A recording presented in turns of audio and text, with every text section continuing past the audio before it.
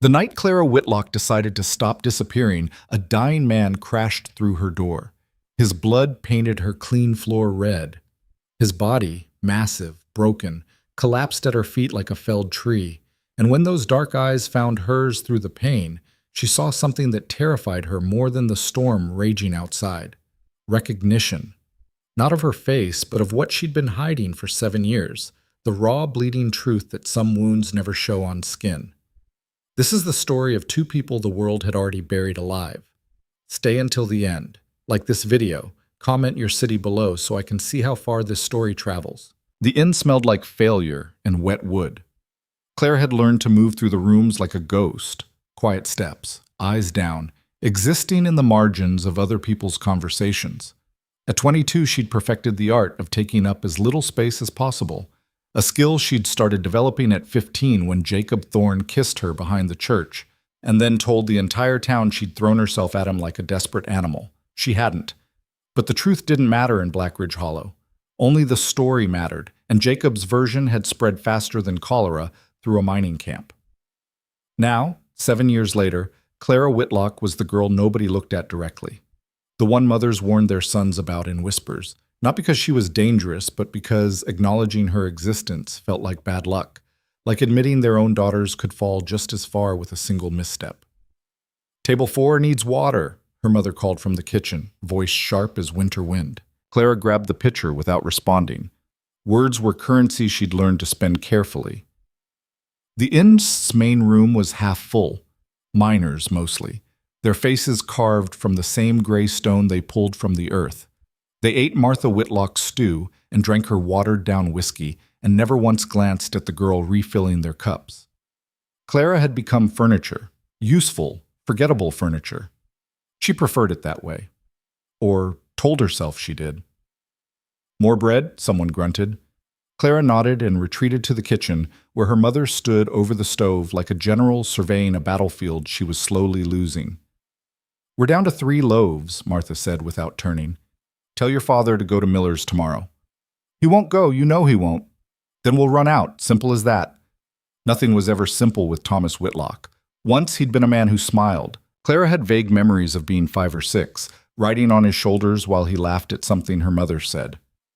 But the mines had taken 3 of his friends in a collapse 8 years back, and whatever part of him that knew how to be happy had died in that tunnel with them. Now he spent his days in the back room, smoking a pipe and staring at nothing. Her mother ran the inn. Clara did everything else. "I'll go to Miller's," Clara said quietly. "You will not." "Someone has to I said no." Martha turned, her face lined and hard. "You go walking through town alone. People talk. We can't afford more talk." "We can't afford you making things worse," was what she meant. Clara bit down on the response forming in her throat. 7 years of practice had taught her that defending herself only made things louder. "Fine," she whispered. She returned to the main room, mechanically refilling cups and clearing plates, her mind somewhere else entirely. Lately, she'd been living more in the books she borrowed from Mrs. Chen, the only person in Blackridge who still treated her like a human being than in her actual life. Last week, she'd finished a novel about a woman who'd run away to San Francisco and opened a hat shop. The protagonist had been fearless, clever, surrounded by people who valued her. Clara had read the final page 3 times, trying to memorize what hope looked like in print since she couldn't find it anywhere else. The wind picked up outside, rattling the windows in their frames. February in Blackridge Hollow was a special kind of brutal, the kind of cold that found every crack in a building's armor and exploited it ruthlessly. "Storm's coming," one of the miners said, glancing toward the dark windows. "Big one." His companion snorted. "Every storm's a big one when you're drunk, Patterson." "I ain't drunk. Look at the sky." Clara looked. Even through the frosted glass, she could see the clouds moving wrong. Too fast. Too low. The color of old bruises.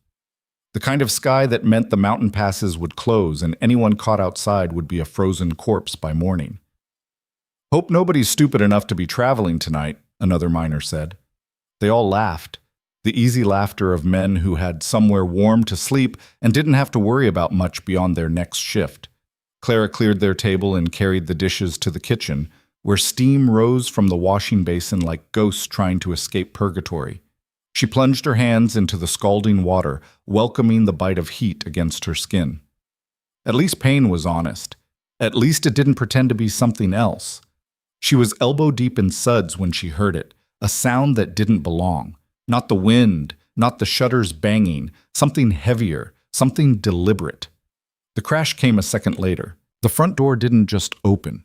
It exploded inward, blown off its hinges by a combination of wind and force and something else. Something that sounded almost like, "Jesus Christ," someone shouted. Clara dropped the plate she'd been washing. It shattered in the basin, but she was already moving, drawn by the sudden chaos erupting in the main room.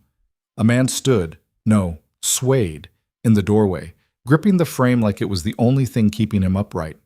He was massive, easily 6.5 feet tall, shoulders broad enough to block out the storm behind him. Snow clung to his coat, his hair, his beard. Ice crystals had formed in his eyebrows. But it was the blood that made everyone freeze. It ran down the left side of his face in a dark stream, matting his hair, dripping onto Martha's clean floor in heavy, deliberate drops. His coat was torn at the shoulder, revealing what looked like claw marks, deep gouges that had shredded fabric and flesh with equal efficiency. "Help!" the man said. His voice was surprisingly quiet for someone his size, almost apologetic. Then his knees buckled and he went down like a mountain, finally surrendering to gravity. Clara found herself moving before her brain caught up with her body. She crossed the room in seconds, dropping to her knees beside him, while the miners stayed frozen in their chairs, staring like they'd just witnessed something from a fever dream. "Don't just sit there," she snapped, surprised by the strength in her own voice. "Someone help me." "That's Rowan Hale," one of the miners whispered. "So? So he's—" The miner stopped, searching for words. "He don't come down from the mountain, ever." "Well, he's down here now and he's bleeding everywhere. So unless you want to explain to Sheriff Morrison why you let a man die on our floor, help me." That got them moving. 2 miners grabbed the man, Rowan, under his arms and hauled him toward the nearest table, shoving plates and cups aside to make room. His head lolled back, eyes rolling up to show whites. "He's dying," Martha said from the kitchen doorway, her voice flat.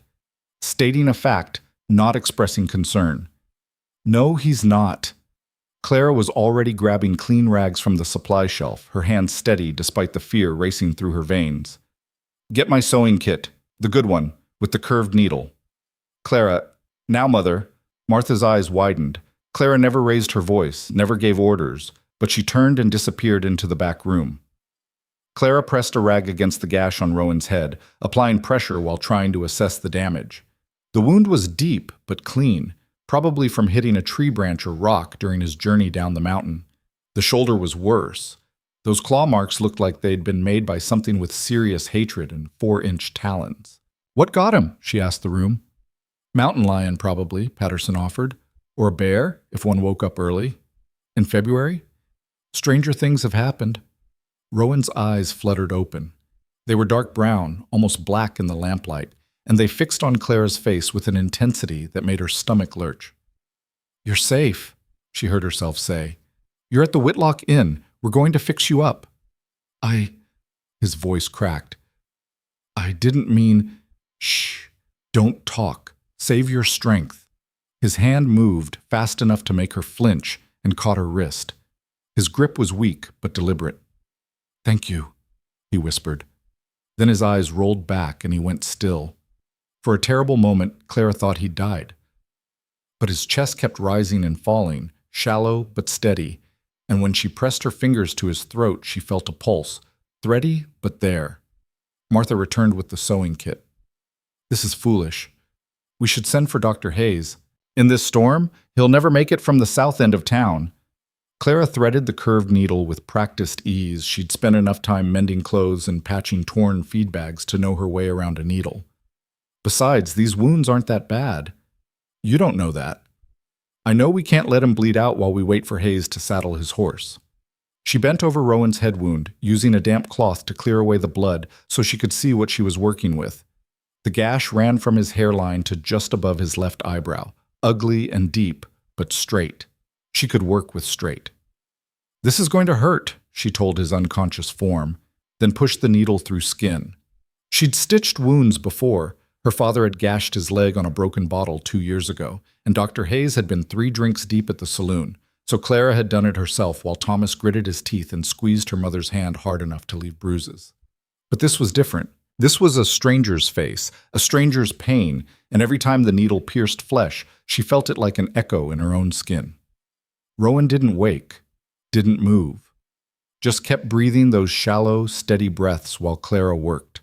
The miners watched from their tables, nursing their drinks, waiting to see if the mountain man would live or die. It was probably the most interesting thing that had happened in Blackridge Hollow in months. Clara finished the head wound and moved to his shoulder, carefully cutting away the torn coat and shirt to expose the damage.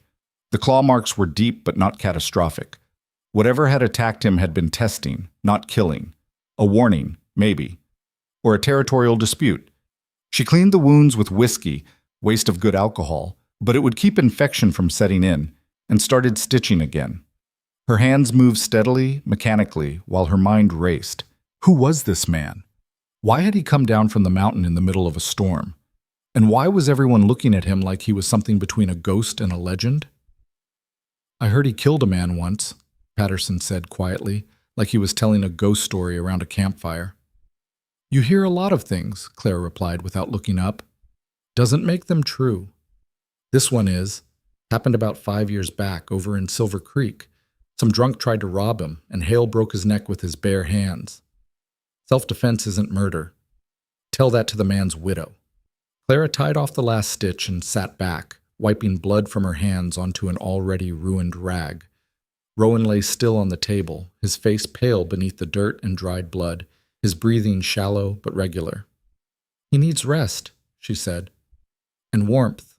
We should move him upstairs." "To a guest room?" Martha's voice was sharp. "Clara, we can't afford—" "I'll use my room. He can have the bed. I'll sleep in the chair." "Absolutely not." "Then where do you suggest we put him, Mother? The stable?" They stared at each other across the unconscious man's body, 7 years of unspoken tension crystallizing into this single moment. Martha's eyes were hard, her mouth a thin line of disapproval. But Clara didn't look away. For the first time in years, she didn't shrink or apologize or make herself smaller. "Fine," Martha finally said. "But if anyone asks, he's paying full rate. He's half dead on our table. Then he'd better wake up with money in his pockets." 2 miners helped Clara haul Rowan up the narrow stairs to her room, a cramped space under the eaves with a single bed, a washstand, and a trunk that held everything she owned. They laid him on the quilt her grandmother had made, and Clara tried not to think about how strange it was to see a man in her bed. Not strange in a scandalous way. She'd given up caring about scandal years ago, but strange in the sense that this space had been hers alone for so long that another person felt like an invasion. "You want us to stay?" one of the miners asked. "In case he wakes up violent?" Clara looked at Rowan's face, still unconscious, pale as milk, vulnerable in a way that made something in her chest ache. "No," she said. "He's not going to hurt anyone." "How do you know?" She didn't. But something in her gut, some instinct she'd learned to trust during years of reading people's silences instead of their words, told her this man wasn't dangerous. Dangerous men didn't say please when they were bleeding out. Dangerous men didn't apologize for breaking down your door. The miners left. Clara pulled the chair close to the bed and sat down, watching Rowan's chest rise and fall in the lamplight. Outside, the storm hit with full force. Wind screamed around the building's corners, rattling shutters and howling through cracks. Snow piled against the windows in drifts that climbed higher with each passing hour. By midnight, the world outside was a wall of white, impenetrable, deadly, absolutely unforgiving. Blackridge Hollow was cut off from everything. No one would be going in or out for days. Clara had a strange man bleeding in her bed, a mother who resented her existence, and a future that stretched ahead like an empty road through frozen wasteland. She should have been terrified. Instead, she felt something she hadn't experienced in 7 years. Curious. Rowan woke in pieces. First, pain. A steady throb in his head that pulsed in time with his heartbeat. Then heat, the kind that meant blankets and walls and a roof, luxuries he'd almost forgotten existed. Then smell, Wood smoke, lye soap, something cooking that made his stomach clench with hunger so intense it bordered on violence. He opened his eyes. A ceiling. Wooden beams. A small window showing nothing but white. And sitting in a chair beside the bed, reading a book by lamplight, a woman. She was young, early 20s maybe, with dark hair pulled back in a braid that had come loose during the night. Her face was pale, angular, the kind of face that wouldn't be called pretty by conventional standards, but held something more interesting than prettiness. Intelligence, maybe. Or sadness worn so long it had become just another feature. She looked up from her book and met his eyes.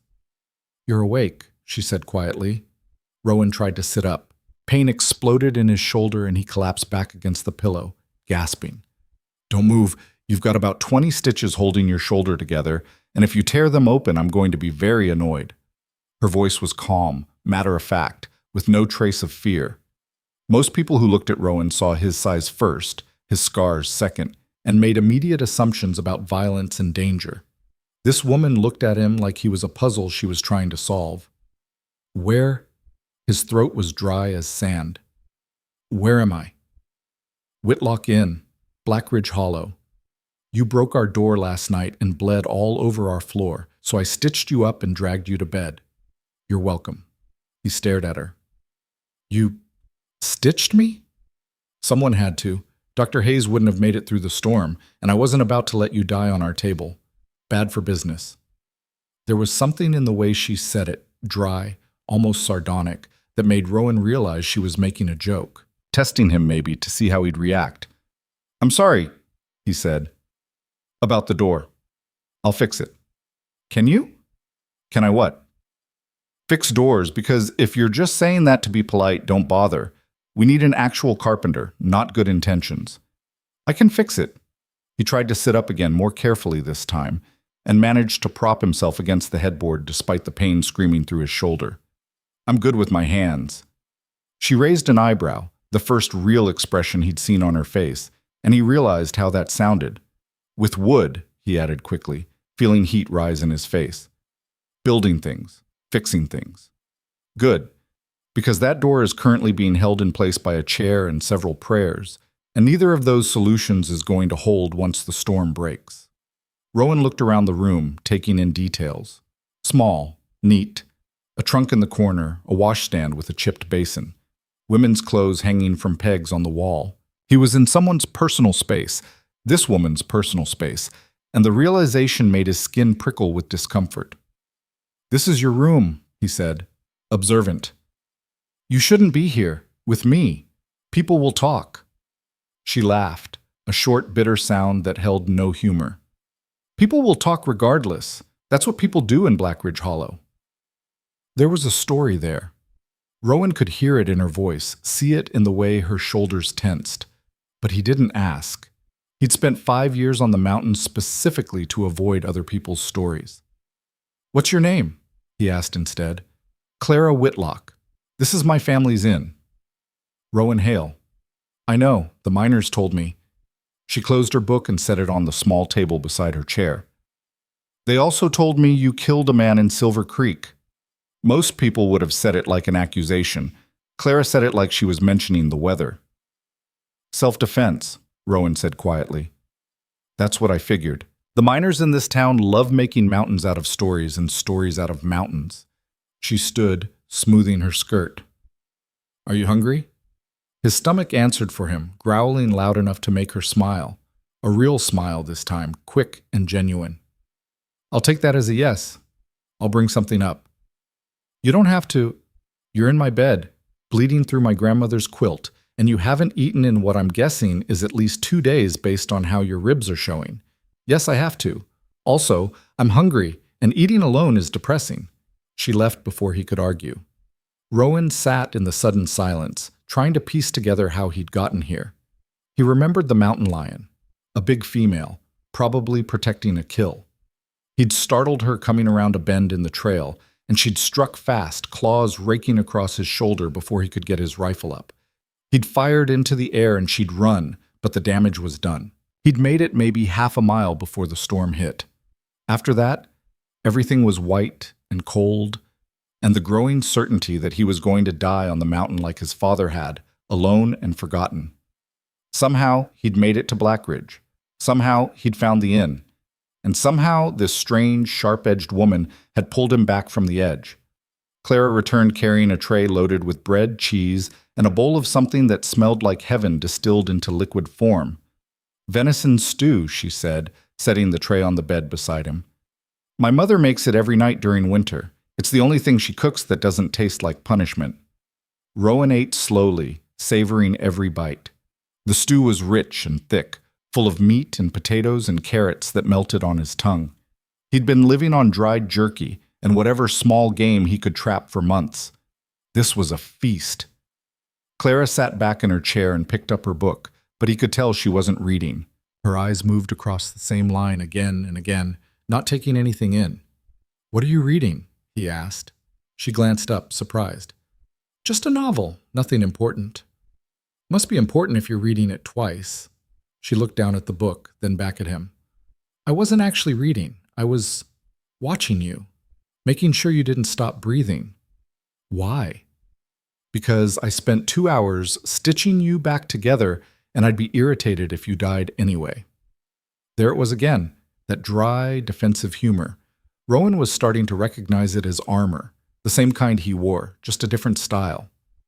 "Well," he said, "I'll try not to die. Wouldn't want to irritate you." The corner of her mouth twitched, almost a smile. They sat in silence while he finished eating. Outside, the storm continued its assault on the building, wind and snow and the kind of cold that turned breath to ice. "How long will it last?" Rowan asked. "The storm? 2 days, maybe 3. The passes will be closed for at least a week after that." "So I'm stuck here." "We're all stuck here. Welcome to Blackridge Hollow, where winter is a prison sentence and spring is parole." Rowan set down his empty bowl. "I can pay for the room, the food." "Can you?" He hesitated. "I have furs up at my cabin. Good pelts, beaver, fox, 1 bear. They're worth something." "Not to us they aren't. We need money, not dead animals." "Then I'll work. Fix the door, chop wood, whatever you need." Clara studied him for a long moment, her expression unreadable. "You really don't like owing people, do you?" "No." "Neither do I." Something passed between them in that moment. Recognition, maybe. 2 people who'd learned the hard way that debts came with strings. "Fine," Clara said. "You fix the door, help with repairs around the inn, and we'll call it even. But you're not doing any of that until those stitches heal. The last thing I need is you tearing open your shoulder and bleeding all over the furniture. I heal fast.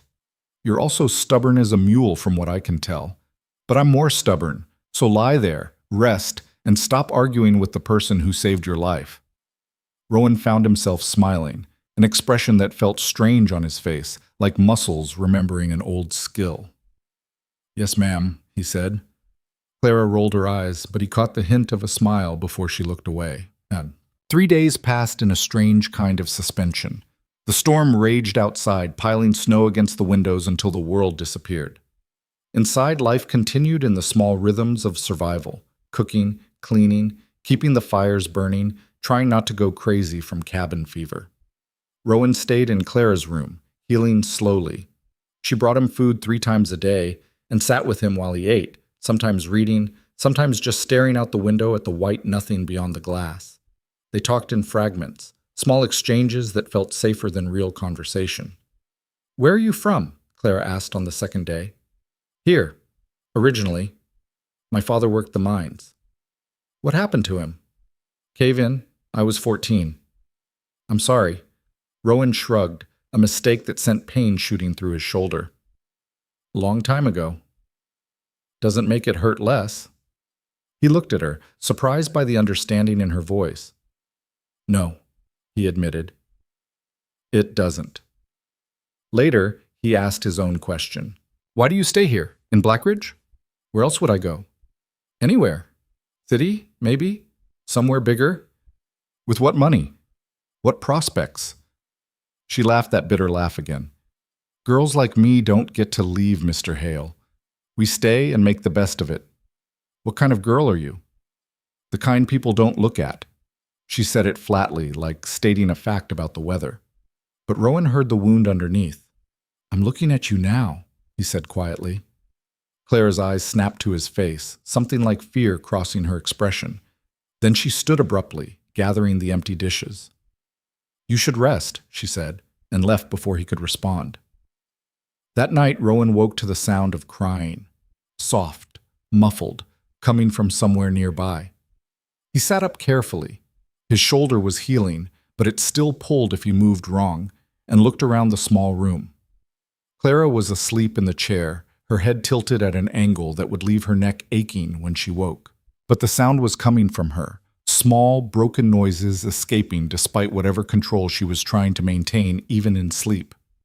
Rowan watched her in the lamplight. Her face was wet with tears, tracks running down her cheeks like rivers wearing channels through stone. Whatever she was dreaming about, it was hurting her. He should wake her, or look away, or pretend he hadn't heard anything. Instead, he found himself speaking. "Clara." Her eyes opened immediately, unfocused and lost. "You were crying," Rowan said softly. She wiped her face quickly, embarrassed. "Sorry, I didn't mean to wake you." "You didn't. Well, you did, but it's fine." She stood, moving to the window and wrapping her arms around herself. "I should let you sleep. I'll go to the—" "Stay." The word came out before he could stop it. Clara turned, surprised. "I mean," Rowan said, fumbling for the right words, "you've been sleeping in that chair for 3 nights. Your neck must be killing you. Take the bed. I'll take the chair." "You're injured." "I'm healing. And I've slept in worse places than a chair." He pushed himself out of bed, ignoring the protest from his shoulder. "Please, I owe you that much." Clara looked at him for a long moment, weighing something. Then she nodded, too tired to argue. They switched places in the small room, navigating around each other carefully, trying not to touch in the confined space. Clara lay down on the bed, her own bed, and pulled the quilt up to her chin. Rowan settled into the chair, which was too small for his frame but manageable. "Rowan?" Clara's voice was small in the darkness. "Yeah?" "Thank you." "For what?" "For not asking what I was dreaming about." He understood that. Some things were too raw to speak out loud. "Good night, Clara." "Good night." The storm continued outside. Inside, 2 damaged people tried to sleep in a room that smelled like wood smoke and something that might have been hope, if hope was something either of them still believed in. On the 4th day, the storm broke. Sunlight streamed through the window, painfully bright after days of gray. Rowan woke to find Clara already up, standing at the window and staring out at a world transformed into white wilderness. "It's beautiful," she said quietly, in a deadly kind of way. Rowan joined her at the window. The town below was buried, roofs barely visible, streets completely erased. Smoke rose from chimneys in thin columns, the only sign of life beneath all that white. "Road's gone," he observed. "Won't be passable for days, maybe a week." They stood side by side, shoulders almost touching, looking out at the frozen world. Rowan was acutely aware of how close she was. Close enough that he could smell the lavender soap she used, see the small scar on her left hand where she'd cut herself on broken glass. "Your shoulder," Clara said suddenly. "Let me check it." She turned him gently and unbuttoned the back of his shirt, the one she'd lent him after cutting his own bloody clothes away. Her fingers were warm against his skin as she peeled back the bandage. "Healing well," she said. "Better than I expected, actually. You weren't lying about healing fast." "I don't lie." "Everyone lies, Mr. Hale." "Not about important things." She met his eyes, searching for something. Whatever she found made her nod slowly. "Fair enough." She rebandaged the wound with careful efficiency, her touch clinical but not cold. When she finished, Rowan turned to face her. They were close, closer than they'd been before. Clara's hand was still on his shoulder, and neither of them moved to change that. "I should go downstairs," she said, not moving. "You should. People will talk if I stay up here much longer." "They're already talking." "Then I should probably give them something worth talking about." She was joking, but her voice had an edge that made Rowan's chest tighten. "Clara."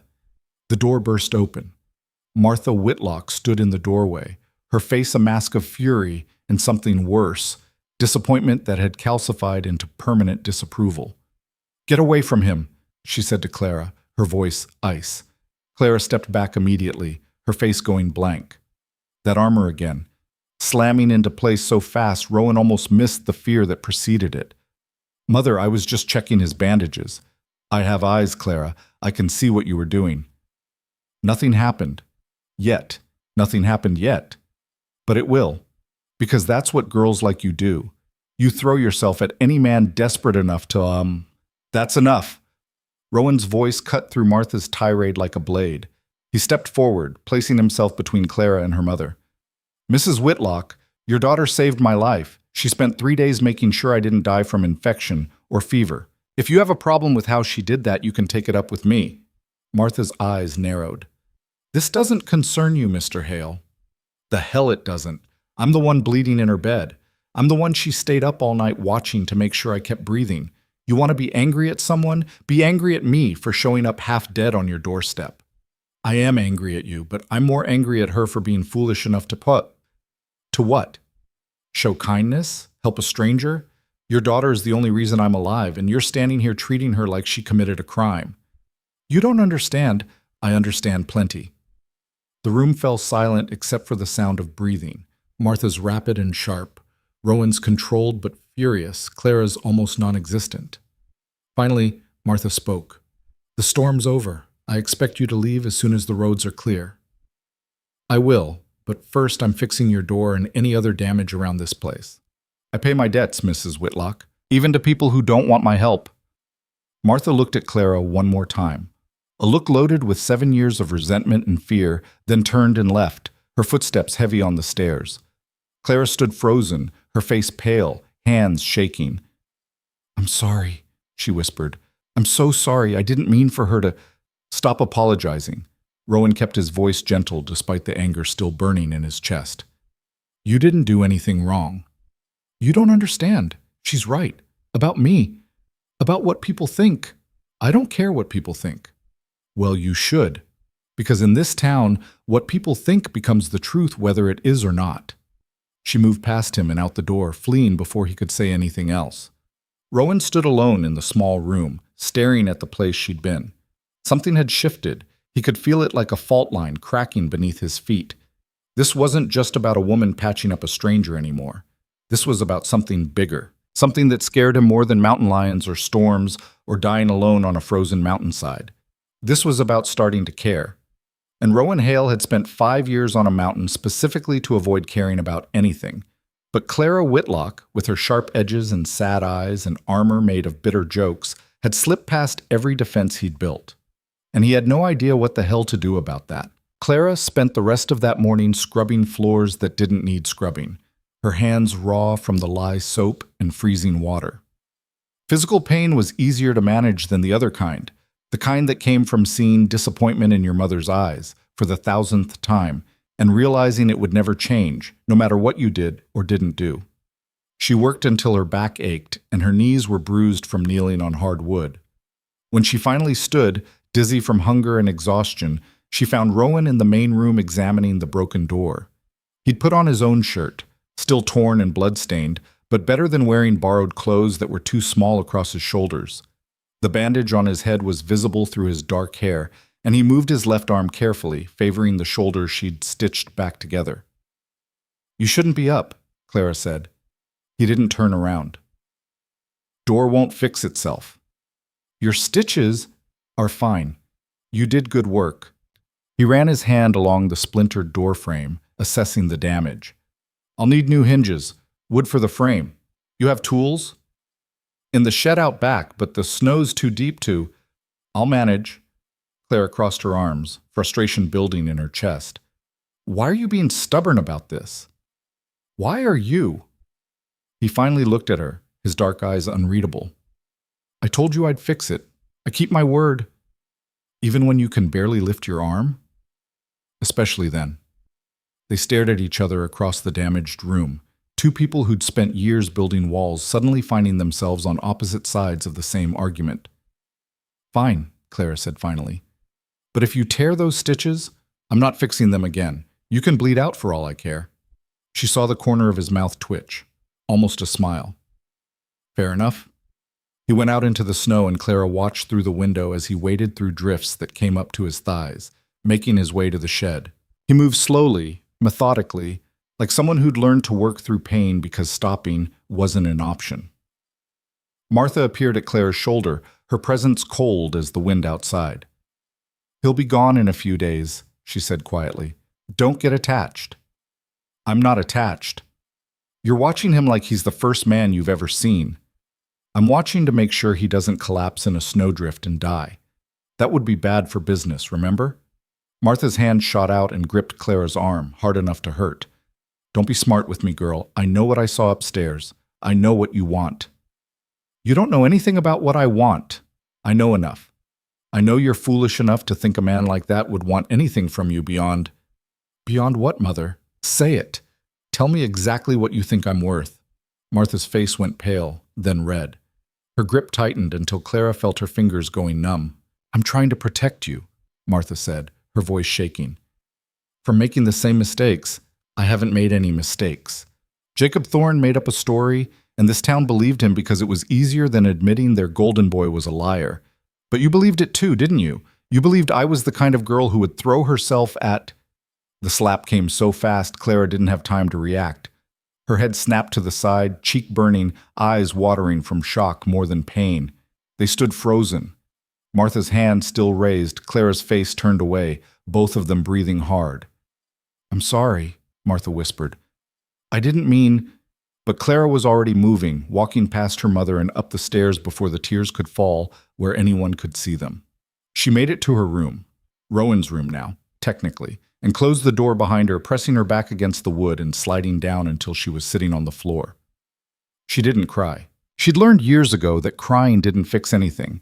It just made your eyes red and your nose run and gave people more ammunition to use against you.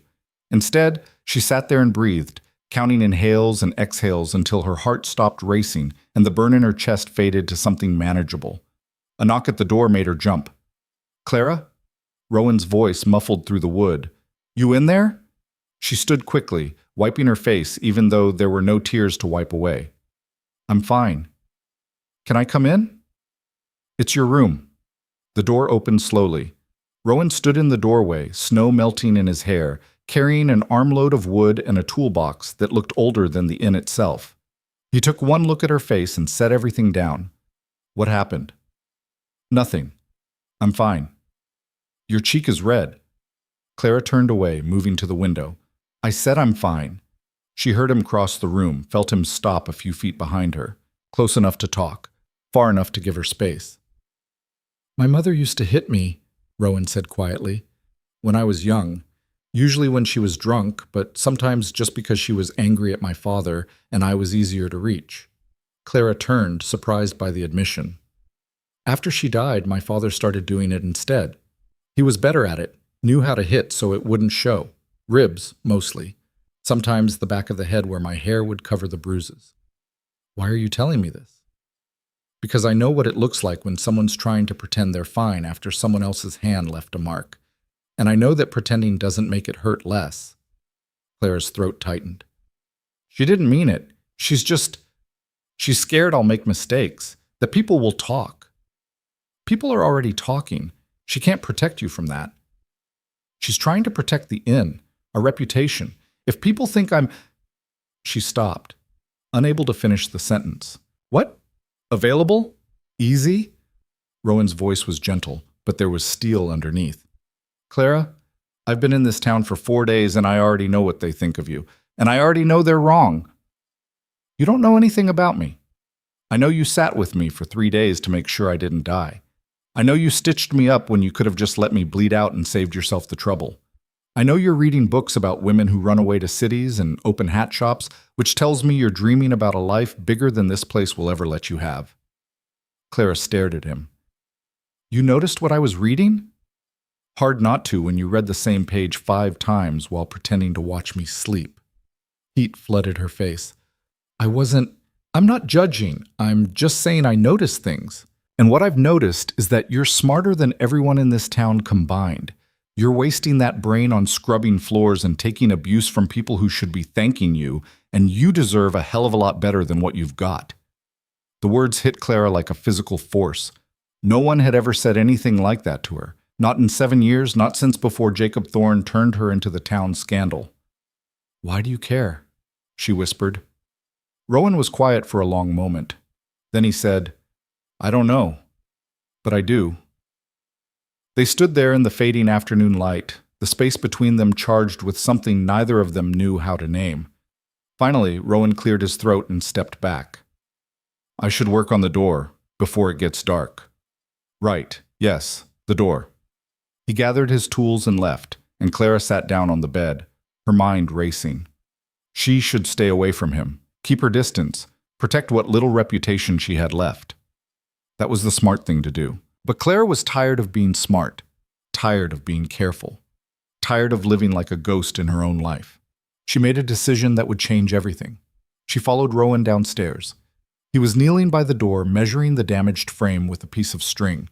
The other miners had left, probably gone home to their own families while the weather was clear, and the main room was empty except for the two of them. "Rowan?" He looked up, surprised to see her. "Can I help?" "You know carpentry?" "No, but I can hold things while you work. Hand you tools, whatever you need." He studied her face, and she knew he was seeing past the offer to the real question underneath. "Can I stay here with you instead of going back upstairs to think about my mother's hand on my face?" "Sure," he said finally. "I could use an extra set of hands." They worked in silence at first, Rowan measuring and cutting while Clara held boards steady and passed him nails from the toolbox. The work was simple but required focus, and Clara was grateful for something to do with her hands that wasn't scrubbing or cooking or any of the other endless tasks that made up her days. "You're good at this," she said, watching him plane a rough edge smooth with practiced efficiency. "Had to be. Couldn't afford to hire help on the mountain, so I learned to fix things myself." "How long have you been up there?" 5 years, give or take. That's a long time to be alone." That was the point. Clara handed him another nail. "What were you running from?" Rowan's hands stilled. "What makes you think I was running?" "Because nobody chooses to live alone on a mountain unless they're trying to get away from something. And you don't seem like the hermit type." "What type do I seem like?" She considered that. "The kind who's been hurt enough times that being alone feels safer than taking another chance." The nail slipped from Rowan's fingers and clattered to the floor. He didn't pick it up, just sat back on his heels and looked at her with an expression she couldn't read. "You're observant," he said finally. "I've had a lot of practice watching people without them knowing. You learn things." "What else have you learned about me?" "You're left-handed, but you've taught yourself to use your right for most things because the world isn't built for lefties. You don't like crowds. You're more comfortable with silence than conversation, and you feel guilty about something big enough that you punished yourself by leaving civilization behind." Rowan stood slowly, wincing as his shoulder protested. "That's disturbingly accurate. Sorry, I don't mean to. Don't apologize. It's refreshing, actually. Most people don't bother looking past the size and the scars. Most people are idiots." He laughed, a real laugh this time, surprised out of him. The sound filled the empty room and made something warm bloom in Clara's chest. "Your turn," Rowan said. "What should I know about you?" Clara felt her defenses rising. "There's nothing to know. I'm exactly what I look like." "I doubt that." "I'm serious. I'm the town scandal who never leaves her family's inn and reads books about other people's lives because I don't have one of my own. That's it. That's the whole story." "What happened?" Rowan asked quietly. "To make you think you're not worth knowing?" Clara opened her mouth to deflect, to make a joke, to change the subject. All the tactics she'd perfected over 7 years of avoiding real conversations. But something about the way Rowan was looking at her, patient, genuinely interested, with no judgment in his eyes, made the truth spill out instead. "There was a boy," she said. "Jacob Thorne. He was the mayor's son, handsome, charming, everything you're supposed to want. And I was 15 and stupid enough to believe him when he said he liked me." Rowan didn't interrupt, just listened. "He kissed me, behind the church after a social. It was my first kiss, and I thought—" She laughed bitterly. "I thought it meant something. But the next day, he told everyone I'd thrown myself at him. that I'd begged him to kiss me, that I was desperate and pathetic, and her voice cracked. She took a breath and continued. Everyone believed him. Why wouldn't they? He was the mayor's son. I was nobody. And suddenly I was the girl you didn't let your sons near. The cautionary tale. The mistake. But you didn't do anything wrong. Doesn't matter. The story became truth. And in a town this small, once people decide who you are, that's who you stay. Rowan was quiet for a moment. Then he said, I killed a man when I was 17. Clara's eyes widened. It was in Silver Creek, like the miners said. But what they didn't tell you was that the man I killed had murdered his wife and was beating his 8-year-old daughter to death when I walked in. I stopped him, broke his neck before I even realized what I was doing. That's not murder. That's justice? Maybe. But it didn't feel like justice when I was standing there with his body at my feet and his daughter screaming and the sheriff looking at me like I was a monster. I was arrested, spent 3 months in a cell before they ruled it justifiable. But the way people looked at me after that, he shook his head. Same as they look at you, I'd guess. Like I was something dangerous, something to avoid. So you left. So I left, worked the mines here for 2 years, saved every penny, and bought a piece of land on the mountain where nobody could look at me like that anymore. Clara felt something shift in her chest. Recognition, understanding, the strange relief of meeting someone who'd been marked by circumstance the same way she had. Do you ever get lonely? She asked. Every day.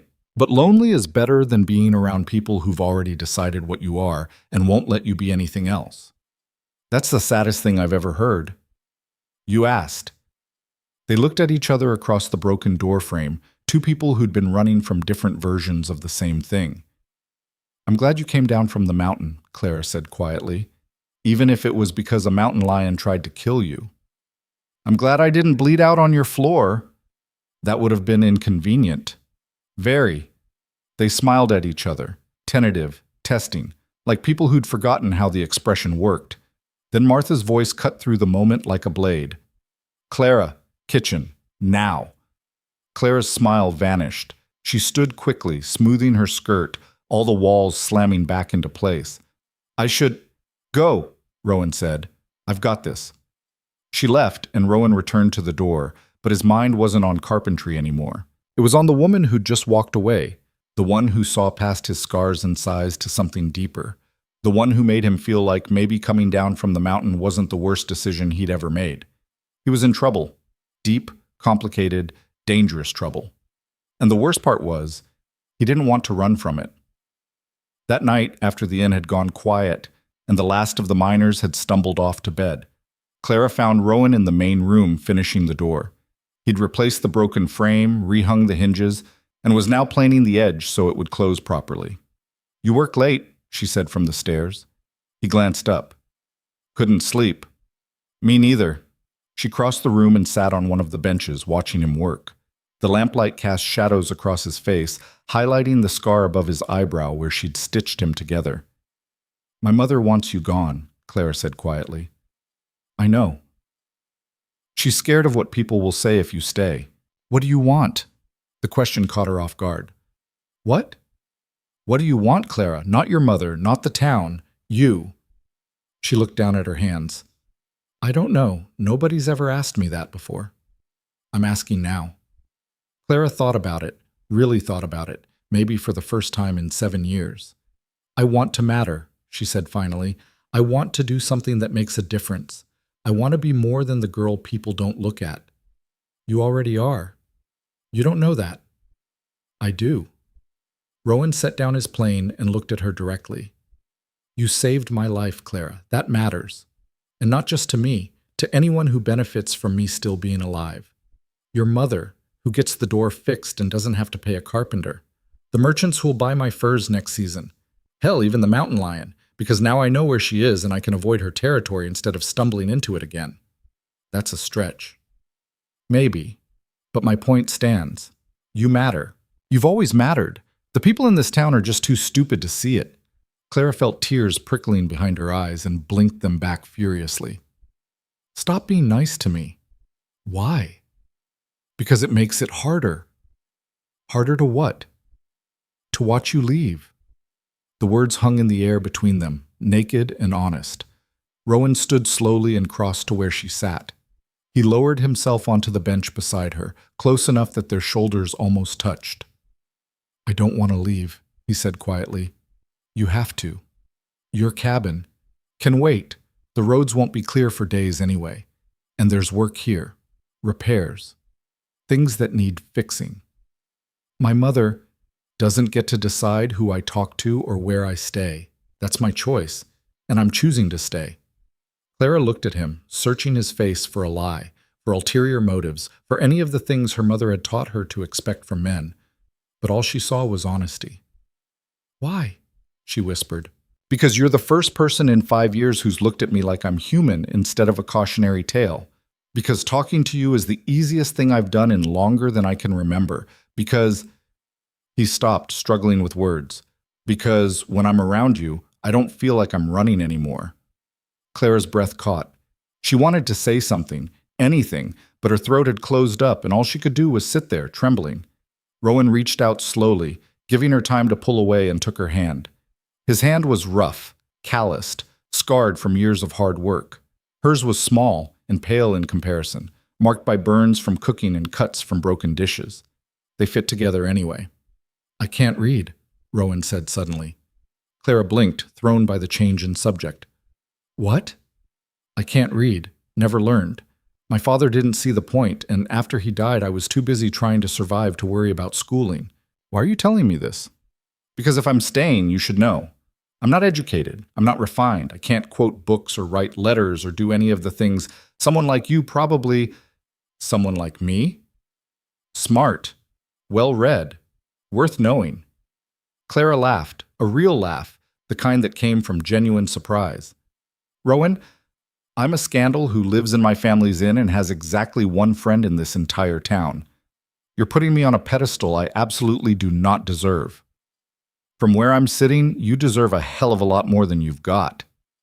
They were close now, close enough that Clara could see the flecks of gold in his dark eyes, could feel the warmth radiating from his body. I could teach you, she heard herself say. Teach me what? To read, if you want. I mean, if you're staying anyway, and you have time between fixing things. She trailed off, suddenly aware of how presumptuous she sounded, but Rowan's face had gone very still. You do that? He asked quietly. If you want. Why? Because everyone should be able to read, and because... She took a breath. Because I need something to do that isn't scrubbing floors or listening to my mother tell me how I'm ruining our family's reputation just by existing. Teaching you would give me a purpose, something that matters. Rowan squeezed her hand. Then, yes, I want to learn. It won't be easy. You'll get frustrated. I've survived worse than frustration. And people will talk if they find out. Let them talk.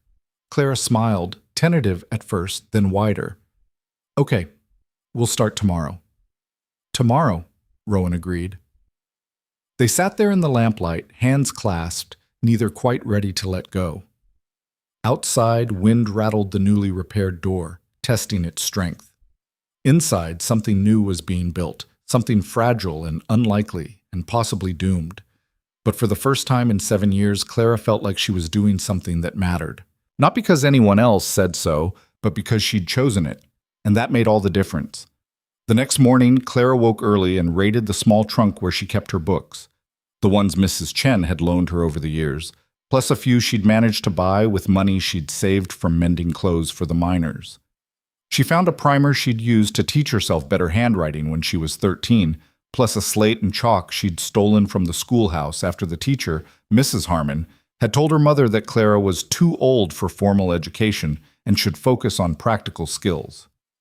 Rowan was already awake when she came downstairs, sitting at one of the tables with a cup of coffee that looked comically small in his large hands. Ready? Clara asked. He looked at the books in her arms and something crossed his face, fear maybe, or shame.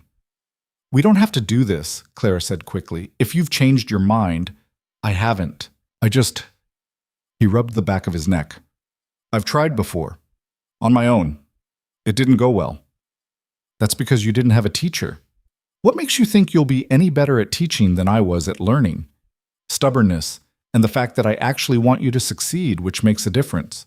She set the books on the table and sat across from him. We'll start simple. Letters. Once you know those, words get easier. How many letters are there? 26. Rowan's face fell. That's a lot. It's not as bad as it sounds. Some of them look similar, and you already know what words sound like. You just need to connect the sounds to the shapes. She opened the primer and showed him the alphabet. The letters looked foreign and hostile to Rowan, like symbols from a language he'd never speak. This is A, Clara said, pointing to the first letter. It makes the sound like in apple or and. Apple, Rowan repeated. Good. Now try writing it. She handed him the chalk and slate. Rowan stared at them like they might bite. Just copy what you see, Clara encouraged. His first attempt was shaky. The lines wobbled and the proportions were wrong, but it was recognizable. That's good, Clara said. Try it again. He did. And again. And again, each attempt slightly better than the last. They worked through the morning, Clara patiently guiding him through each letter while Rowan struggled with the mechanics of holding chalk, forming shapes, making his hands cooperate with what his brain wanted them to do. It was harder than Clara had expected. Rowan got frustrated easily, snapping the chalk in half when a letter came out wrong for the 5th time, cursing under his breath when his hand cramped from gripping too tight. But he didn't quit. Even when his frustration boiled over into anger, even when he clearly wanted to throw the slate across the room, he kept trying. Why is this so hard? He finally asked, staring at a row of crooked B's. Because you're learning something new. Everything's hard when you start. I've learned plenty of things. Hunting, trapping, building. Those weren't this hard. Those are physical. This is different. You're teaching your brain a whole new language. My brain's too old for new languages. Your brain is fine. You're just impatient.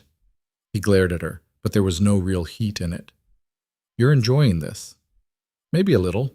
It's nice being the one who knows something for once. You know lots of things. Not things people value. Books don't matter in Blackridge Hollow. Being able to skin a deer or fix a wagon wheel, those matter.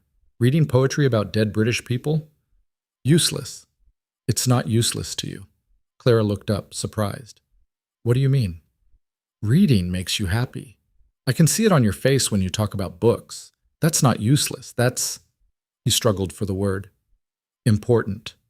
Something warm spread through Clara's chest. Thank you. For what? For getting it. Most people don't.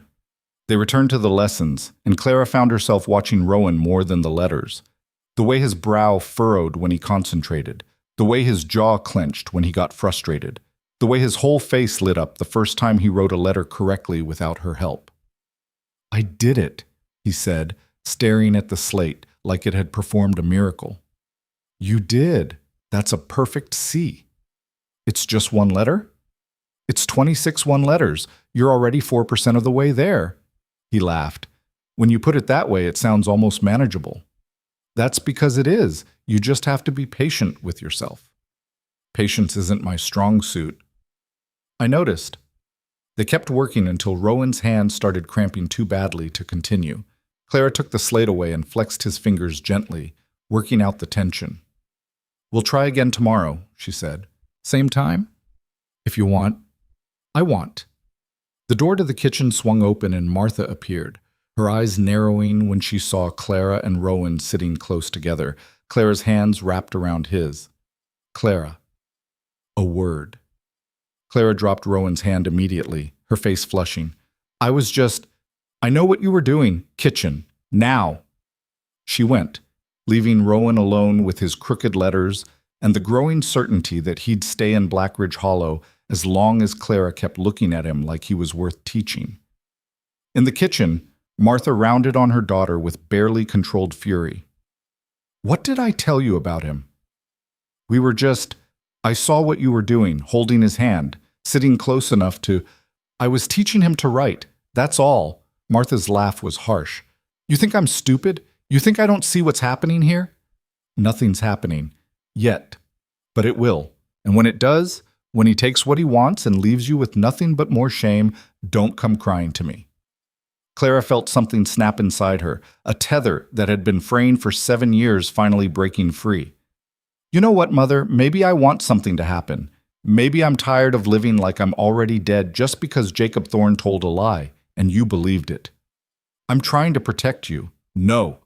You're trying to control me. There's a difference. She walked out before Martha could respond, her heart pounding, hands shaking with adrenaline and terror, and something that felt dangerously close to freedom. Rowan was still at the table, carefully copying letters onto the slate. "Everything okay?" he asked without looking up. "No, but it will be." She sat back down across from him and picked up the primer. "Let's keep going," she said. And they did. Over the next 2 weeks, they fell into a rhythm that felt almost normal. If normal included teaching a mountain man to read while half the town whispered behind their hands, and Clara's mother watched every interaction like a hawk circling prey.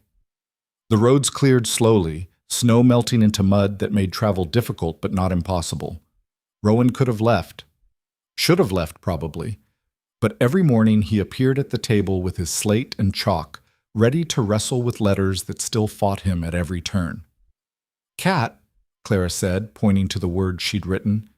"Sound it out." Rowan stared at the 3 letters like they'd personally offended him. Cat. Good. Now write it. His version came out shaky, the A looking more like an O and the T leaning sideways like it was drunk, but it was readable. "Better," Clara said, and meant it. 2 weeks ago he couldn't write his own name. Now he was managing simple words, even if they looked like they'd been written during an earthquake. "This is taking forever," Rowan muttered, erasing his attempt and trying again. "You've learned the entire alphabet in 2 weeks.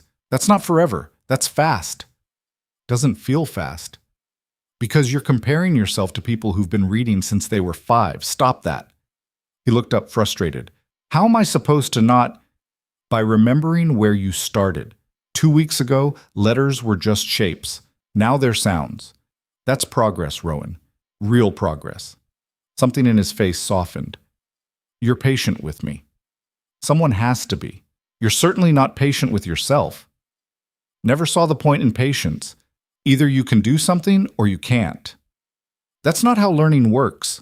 Learning is messy and slow, and you have to be okay with being bad at something before you can be good at it." Rowan set down the chalk. "Were you bad at reading?" "At first. I reversed my B's and D's for years. Drove my teacher crazy." "You had a teacher?" "Until I was 15, then—" She stopped, the memory still sharp enough to cut. "Then things changed."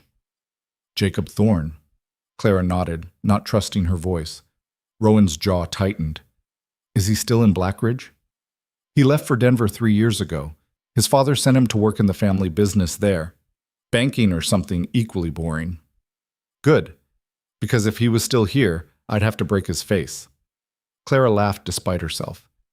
"That's sweet in a violent sort of way." "I'm not a sweet man, Clara." "No, but you're a good one." Their eyes met across the table, and that dangerous thing between them, the thing they'd been carefully not naming, grew stronger. Clara felt it like heat, like gravity, like something inevitable she'd been running from her entire life suddenly standing still and waiting for her to catch up. The door banged open, shattering the moment. Patterson and 2 other miners stomped in, tracking mud across the floor Clara had scrubbed that morning. They froze when they saw Rowan and Clara sitting close together at the table, the slate and chalk visible between them. "Well," Patterson said slowly, a nasty smile spreading across his face. "Ain't this cozy?" Clara stood quickly, putting distance between herself and Rowan. "Can I get you gentlemen something?" "Whiskey, and an explanation for what we just walked in on." "Mr. Hale is a guest?" "Mr. Hale's been a guest for 2 weeks. Most guests leave after the road's clear." Patterson's eyes moved from Clara to Rowan and back again. "Unless they've got a reason to stay." "The inn needed repairs," Rowan said, his voice flat. "I'm paying off my room with work." "That what you're calling it, work?" Patterson laughed, and his companions joined in. "Looked more like you were teaching our local—" Finish that sentence and we're going to have a problem, Rowan said quietly. The laughter died. Patterson wasn't a small man, but next to Rowan he looked like a child playing dress-up in his father's clothes. Just making conversation, Patterson said, but he'd taken a step back. Then make it somewhere else. Clara grabbed the whiskey bottle from behind the bar with shaking hands. She poured 3 glasses and set them on the table farthest from where Rowan sat. On the house, she said, forcing her voice steady. Consider it an apology for the mess we've been making with repairs. Patterson took the glass but didn't drink. Your mama know he's still here. My mother runs the inn. Guess decisions are hers to make. She know you're spending your mornings alone with him? I'm not alone. The inn is full of people. Right now it's just you and him. That's alone in my book. Rowan stood slowly, his chair scraping against the floor. He didn't say anything, just looked at Patterson with the kind of stillness that preceded violence. Patterson drained his whiskey in one gulp and gestured to his companions. We should go. Got work to do. But, Clara, he paused at the door. People talk. Might want to think about that. They left and Clara's knees nearly gave out. She gripped the edge of the bar, breathing hard. Are you okay? Rowan asked. Fine, I'm fine. Clara, I said I'm fine. Pika. But her voice cracked on the last word, betraying her. Rowan crossed the room in 3 strides and turned her to face him. Look at me. She did, and found his eyes full of something that looked like rage barely contained. I'm going to leave, he said. Today, before this gets worse. No. Clara, they're going to destroy what's left of your reputation. I don't care about my reputation. It's already destroyed, has been for 7 years. Then I care about it. I'm not going to make things harder for you. Clara felt something wild rise in her chest. Panic or anger, or maybe just 7 years of being told she wasn't worth the trouble finally reaching critical mass. You don't get to decide that, she said. You don't get to protect me by leaving. That's not protection. That's just... She searched for the word. Cowardice. Rowan's face went hard. I'm trying to do the right thing. The right thing for who? For me? Because I'm telling you I don't want you to go. Or the right thing for you? So you can run back to your mountain and tell yourself you did it to save me? That's not fair. None of this is fair. Fair would be living in a town where people didn't judge me for something I didn't do. Fair would be having a mother who believed me instead of the mayor's son. Fair would be meeting someone who makes me feel like I matter without it turning into ammunition for everyone to use against me. She was crying now, tears running hot down her face, and she hated it, hated showing weakness, hated giving him more reason to leave. But this isn't about fair, she continued, her voice breaking. This is about whether you're brave enough to stay anyway. Rowan stared at her, his expression torn between pain and something else, something that looked like hope fighting a losing battle against fear. I don't know how to do this, he said quietly. Care about someone? Let them care back. I spent 5 years alone specifically, so I wouldn't have to figure it out. Neither do I. I spent 7 years convinced I wasn't worth caring about in the first place. You're worth it. Then prove it. Stay. The silence stretched between them, loaded with everything they weren't saying.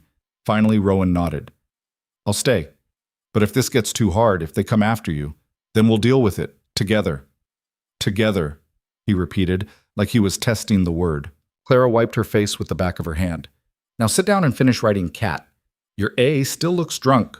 He laughed, surprised and genuine, and returned to the table. They worked in silence for another hour, but something had shifted. The careful distance they'd been maintaining had collapsed, and neither of them seemed interested in rebuilding it. That afternoon, Mrs. Chen stopped by with a basket of preserves and eyes full of concern. Is it true? She asked Clara in the kitchen, her voice low. About you and the mountain man? There's nothing to tell. Clara, I've known you since you were born. Don't lie to me. Clara slumped against the counter. Mrs. Chen was 73, sharp as a tack, and the only person in Blackridge who'd treated Clara like a human being after the Jacob Thorne disaster. He's teaching me carpentry, Clara tried. I'm teaching him to read. And? And nothing. We're friends. Friends.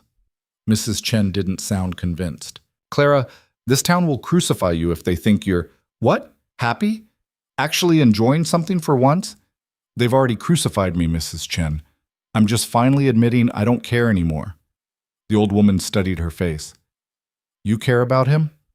Maybe. I don't know. Does it matter? It matters if you're going to get hurt. I've been hurt before. I survived. This is different. Before you could tell yourself it was all lies. But if you let yourself care about this man and he leaves, and Clara, men like him always leave, that's a different kind of hurt. Maybe he won't leave. Everyone leaves. Clara thought about that. About her father, who'd left emotionally even though his body was still in the back room smoking his pipe. About Jacob Thorne, who'd left her reputation in ruins and then run to Denver. About all the miners who came and went like the seasons, never staying long enough to become real people with real connections. Then at least I'll have had something real for once, Clara said quietly. Even if it's temporary. Mrs. Chen sighed and pulled Clara into a hug that smelled like lavender and flower. You've got more courage than sense, child. Probably. But I suppose that's not the worst thing to have. She left Clara with the preserves and a warning to be careful, which Clara promptly ignored by spending the rest of the afternoon sitting with Rowan while he struggled through a children's primer about a dog named Spot. This is ridiculous, Rowan said, glaring at the simple sentences. Nobody talks like this. It's for children. I'm not a child. No, but you're learning like one. Baby steps, remember? He threw the book across the room. It hit the wall and fell with a sad thump. Clara raised an eyebrow. Feel better? No? Get the book. Clara, get the book. Rowan retrieved it, shamefaced. Sorry. Don't apologize to me. Apologize to the book. That's stupid. So is throwing it. But you did it anyway, so now you get to apologize. He looked at the book in his hands. I'm sorry, book. Better. Now sit down and try again. And this time, if you get frustrated, use words instead of violence. They worked until the light faded and Clara's mother called her to help with dinner. Rowan gathered his materials, but before he could leave, Clara caught his arm. You're doing well, she said. Better than you think. I threw a book at a wall. And then you apologized and kept trying. That's growth. He smiled, and Clara felt it in her chest, warm and dangerous and absolutely terrifying. Thank you, Rowan said, for not giving up on me. Thank you for not being easy to give up on. They stood close enough that Clara could see the silver threading through his dark beard, could smell pine and wood smoke, and something that was just him. She wondered what it would feel like to close the distance to Clara! Martha's voice, sharp as glass. Clara stepped back quickly. I should go. Rowan nodded but didn't move, just watched her walk away with an expression that made her heart race.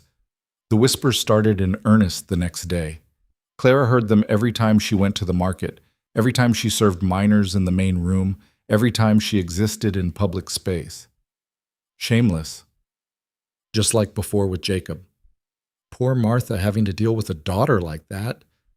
Someone should tell that mountain man what kind of girl she really is. Clara held her head high and pretended the words bounced off her like rain off oiled canvas. But at night, alone in the small room she'd reclaimed after Rowan moved to a guest room to avoid more scandal, she felt each comment like a wound reopening. Rowan noticed. Of course he noticed. They're getting to you, he said one morning when Clara arrived at their lesson with shadows under her eyes. I'm fine. You're not sleeping. How would you know? Because I'm not sleeping either. These walls are thin and I can hear you pacing. Clara set down the primer with more force than necessary. What do you want me to say, Rowan? That it hurts? That I thought I was past caring what this town thinks of me, but apparently I'm not? Fine. It hurts. Happy? No, I'm not happy. I'm furious. Join the club. We could leave, Rowan said suddenly. Clara looked up, startled. What? Leave Blackridge, both of us. There are other towns, other places where nobody knows your history, or mine. I can't just leave. My family... Your family treats you like a burden. Your mother slaps you, and your father doesn't even acknowledge you exist. That's not... But Clara couldn't finish the sentence because it was true, all of it. Come with me, Rowan pressed. Back to the mountain, or somewhere else entirely. We'll figure it out. Clara's heart raced. The offer was tempting, dangerously so. To just walk away from 7 years of shame and start fresh somewhere nobody knew, the Clara Whitlock who'd been kissed behind a church and turned into a cautionary tale. But running felt like admitting defeat, like letting Jacob Thorne and Patterson and everyone else who'd judged her win. I can't, she said finally. Why not?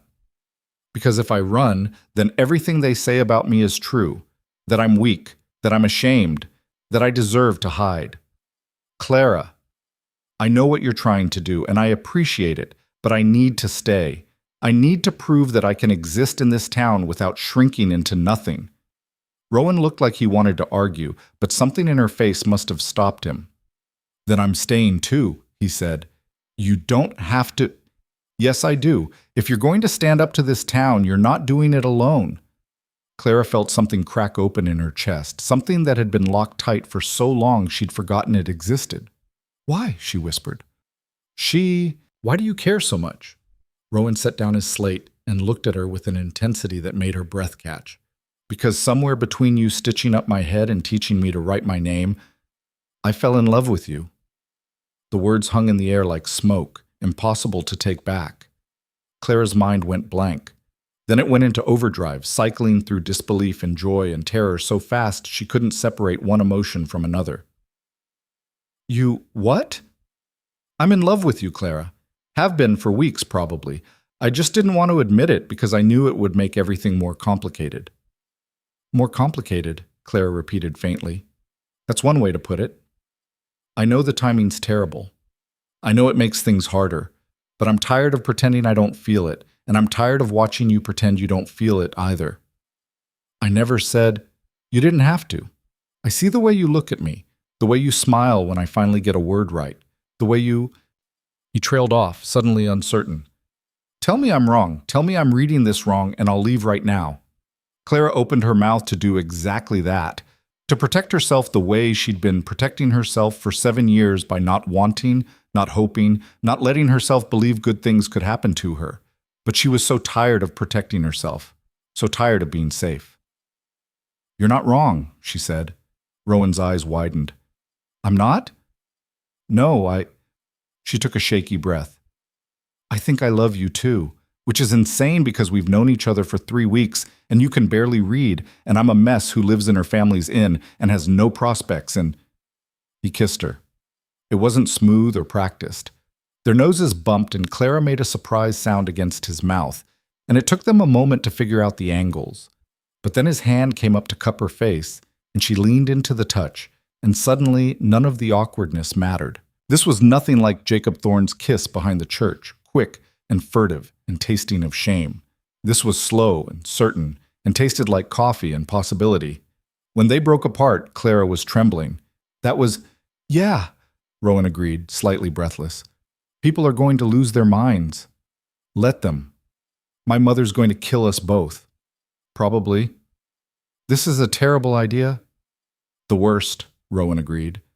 Then he smiled, and Clara saw the boy he must have been before life carved scars into his face and taught him that isolation was safer than connection.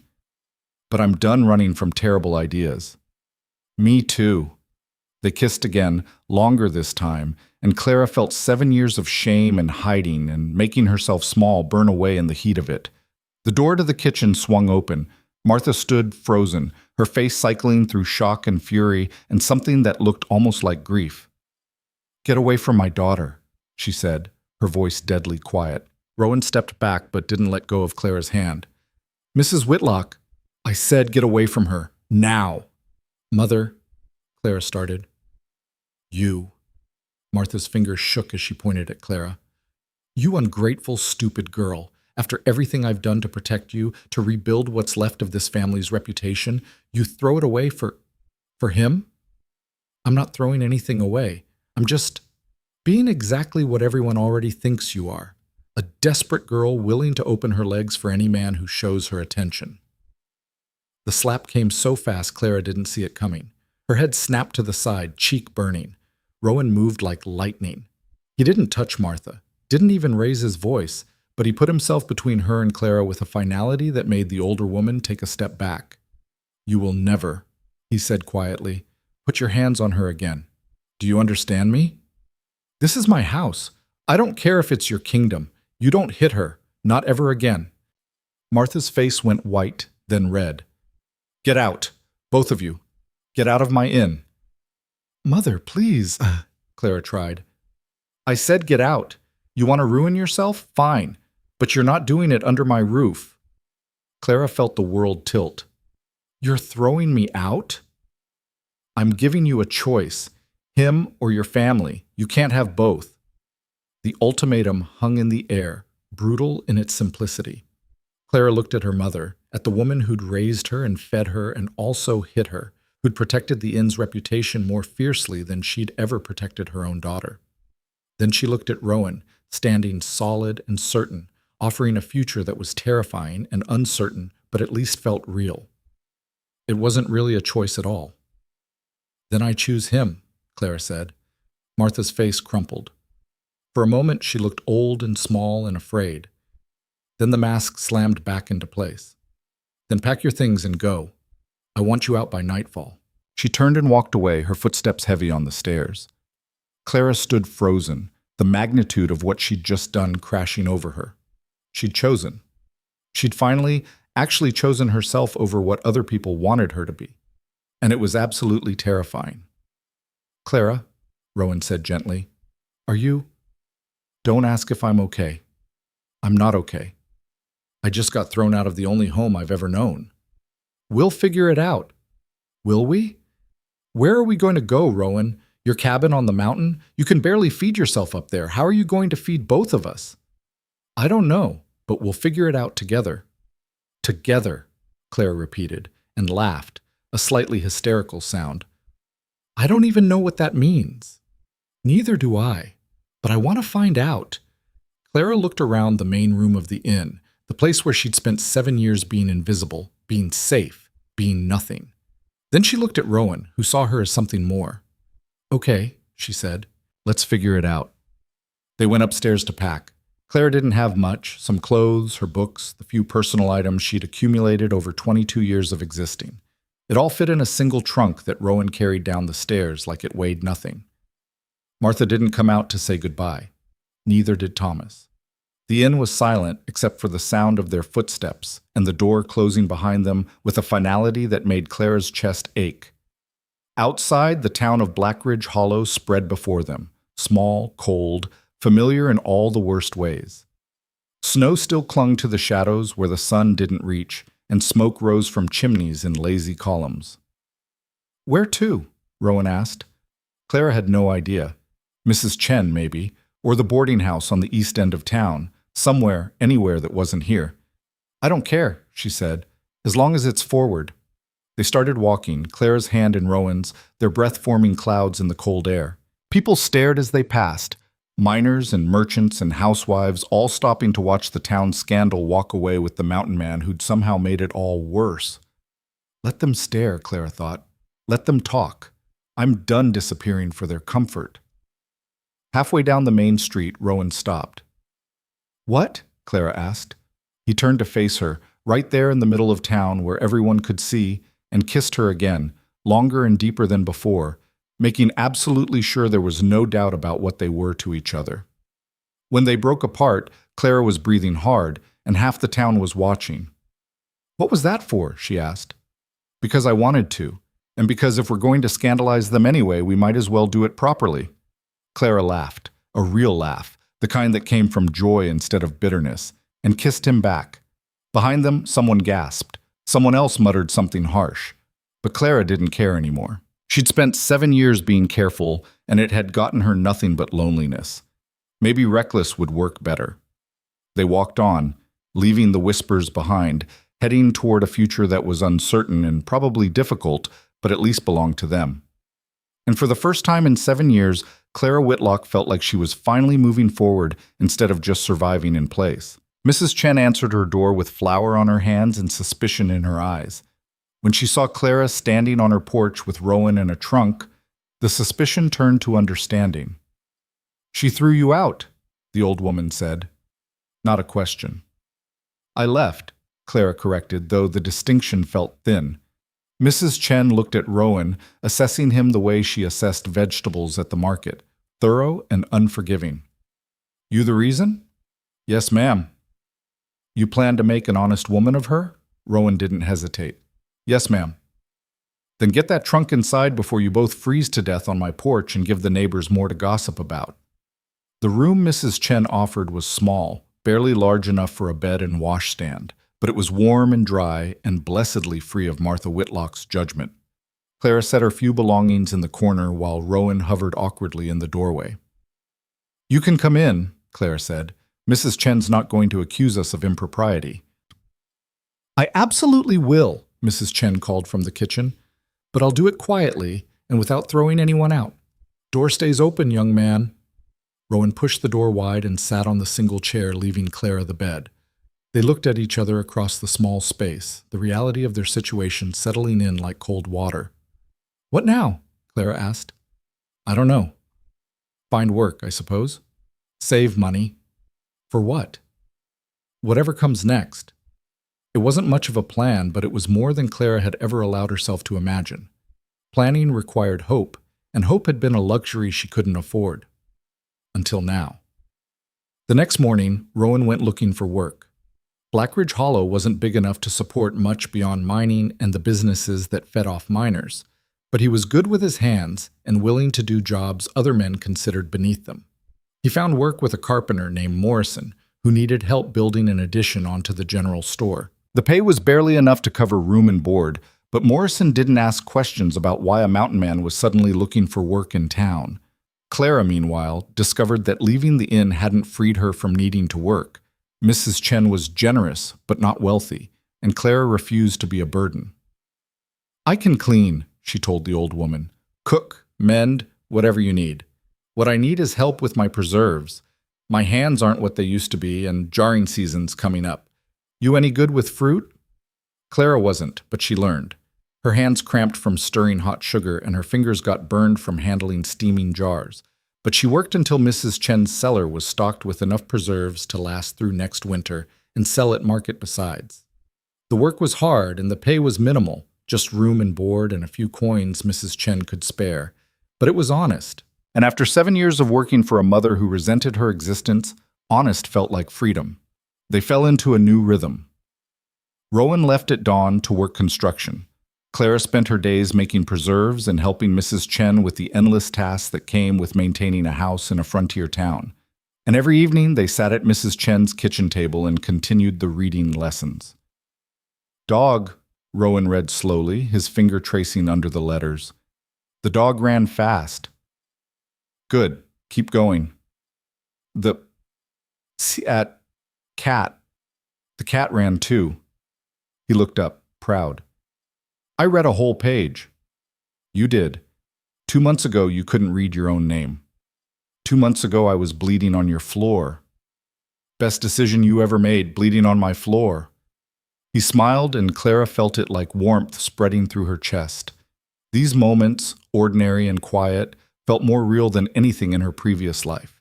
There was no performance here, no hiding, just two people learning how to exist together. But Blackridge Hollow wasn't about to let them exist peacefully. The whispers that had started when Rowan first stayed at the inn had grown into full conversations. Clara heard them at the market, in the streets, anywhere people gathered. Living in sin at Mrs. Chen's place. Shameless, both of them.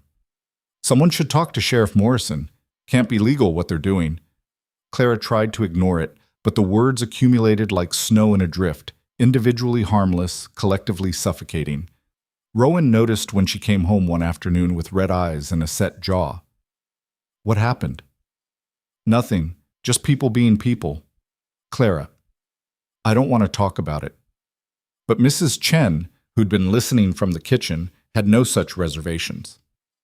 Margaret Paulson told her she's setting a bad example for the town's daughters, the old woman said, appearing in the doorway.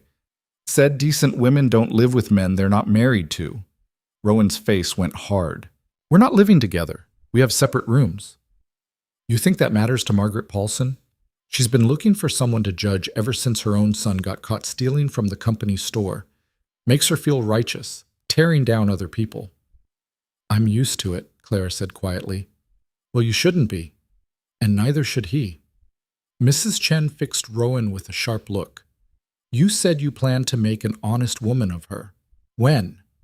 Rowan shifted uncomfortably. When I can afford to. A wedding costs money, and we're barely...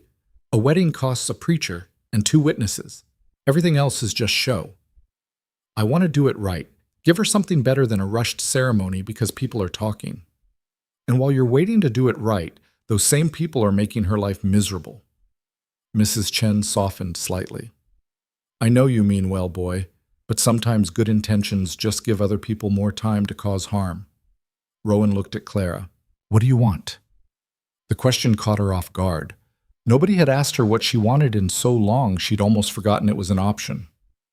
I want people to stop looking at me like I'm dirty, she said finally.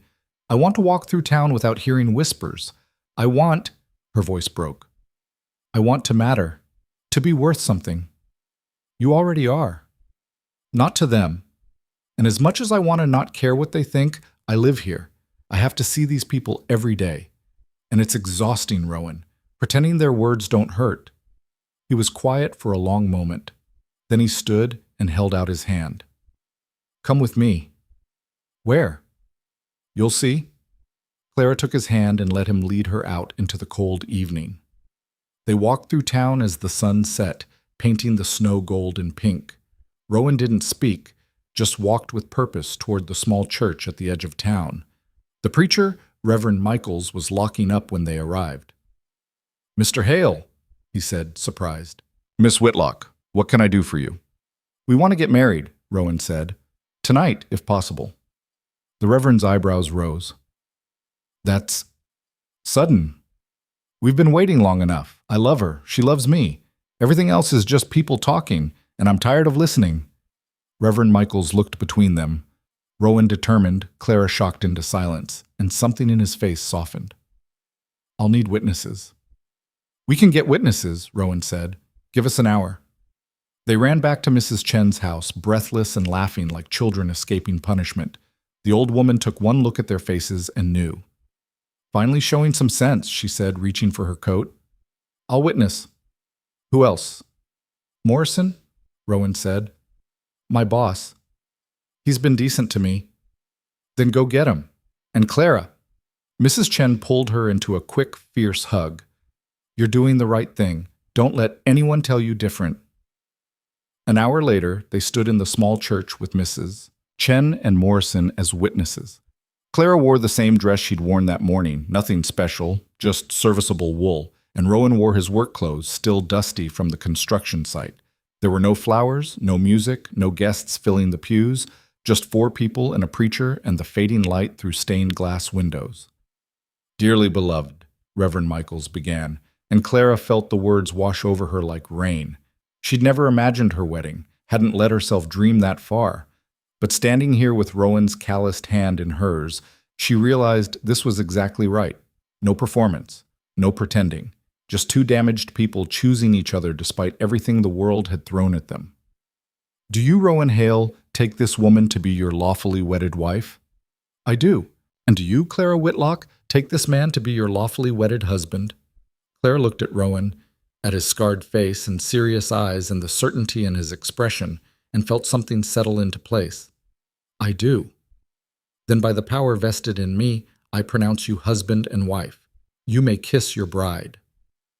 The kiss was brief and slightly awkward with witnesses watching, but it was real. And when they broke apart, Clara was crying, not from sadness, but from the overwhelming relief of finally being chosen. They signed the register, making it legal, making it real. Morrison clapped Rowan on the back, and Mrs. Chen hugged Clara tight enough to crack ribs. Now what? Clara whispered to Rowan as they left the church. Now we go home and tell people to mind their own business. Home was still Mrs. Chen's house. They couldn't afford anything else yet, but the old woman had prepared a small celebration. There was cake she'd somehow made without anyone noticing, and tea, and a quiet joy that filled the kitchen. To new beginnings, Mrs. Chen toasted, raising her cup. To new beginnings, they echoed. Morrison left after an hour, clearly uncomfortable with emotional displays, but he shook Rowan's hand and told Clara she'd married a good man. Coming from Morrison, who rarely spoke more than necessary, it meant something. After he left, Mrs. Chen suddenly remembered she needed to visit a neighbor. "At this hour?" Clara asked. "Mrs. Palmer's cat is sick. She needs help." The lie was transparent, but Mrs. Chen delivered it with a straight face. "I'll be gone for a while. You two should settle in." She left, and suddenly Clara and Rowan were alone in a way they'd carefully avoided for months. "She's not subtle," Rowan said. "No, but she means well." They stood in the kitchen, married but still uncertain, the weight of expectation heavy in the air. "I should tell you something," Clara said finally. "I don't know what I'm doing with any of this. Marriage, being a wife, any of it. Neither do I." "That's not very reassuring." "I know, but it's honest." Rowan crossed to where she stood and took her hands. "We'll figure it out together, just like everything else." "Together," Clara repeated, and the word felt less foreign now, almost comfortable. They spent their wedding night in Mrs. Chen's parlor, talking until the fire died down and the cold crept in. They talked about childhoods, Rowan's violent, Clara's lonely, and dreams they'd never admitted out loud. Rowan wanted to build things that lasted. Clara wanted to teach people to read, to pass on the gift that had saved her sanity during the worst years. "You could teach more than just me," Rowan said. "The miners' children, maybe. Or anyone who wants to learn." "Who's going to pay for that?" "Maybe nobody. Maybe that's not the point." Clara thought about it, about having a purpose beyond survival, about using her skills for something that mattered. "Maybe," she said. When Mrs. Chen returned, they were asleep on the sofa, Rowan's arm around Clara's shoulders, her head on his chest. The old woman covered them with a blanket and left them there, smiling to herself. Word of the marriage spread through Blackridge Hollow like fire through dry kindling. Clara heard about it the next day when she went to market. "Heard you married the mountain man," the butcher said, not unkindly. "Congratulations." "Thank you. Guess that makes it respectable now." Clara wanted to point out that nothing had changed except a piece of paper and some words from a preacher, but she held her tongue. If marriage made her acceptable in their eyes, she'd take it. Not everyone was congratulatory. Margaret Paulson stopped Clara in the street, her face tight with disapproval. "A rushed wedding," she said. "How convenient." "Convenient for who?" "For a girl in your position, though I suppose any man is better than no man, even one like him." Clara felt her temper rise, but forced it down. "Rowan is twice the man your son will ever be, Mrs. Paulson, but thank you for your concern." She walked away before the woman could respond, her heart racing but her head high. Rowan faced his own challenges.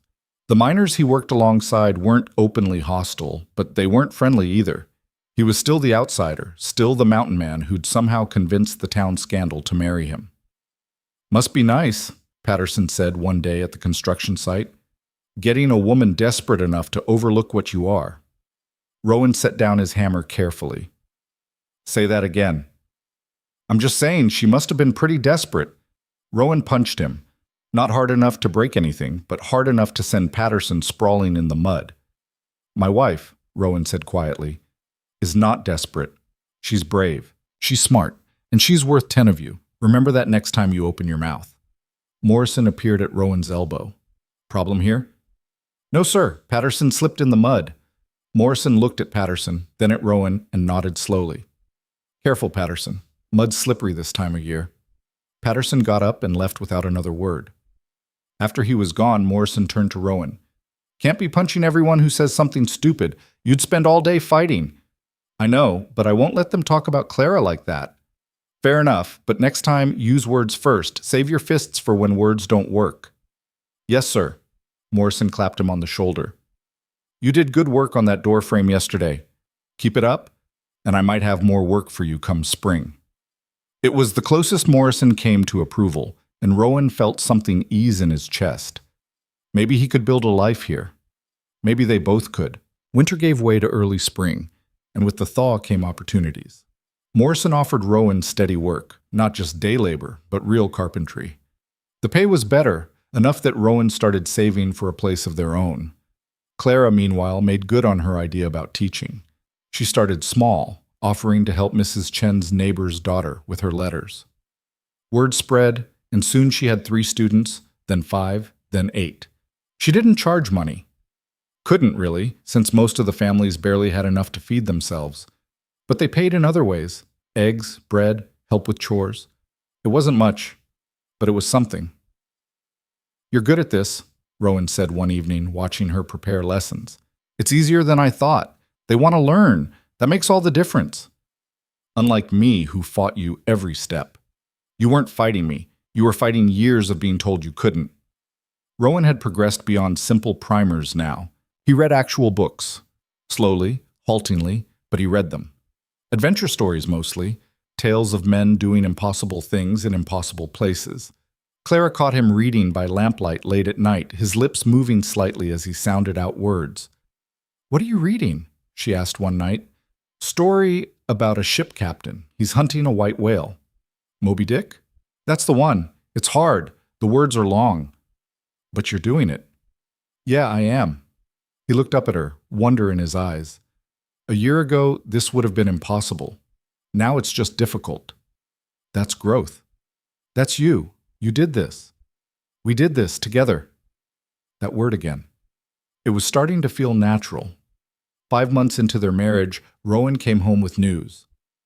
Morrison's selling his business, moving to California to be near his daughter. Clara's stomach dropped. "So you're losing your job?" "No, he wants to sell it to me." She stared at him. "What?" "The carpentry business. Tools, clients, everything. He said I'm the best worker he's had in years and he trusts me to keep it going." "How much?"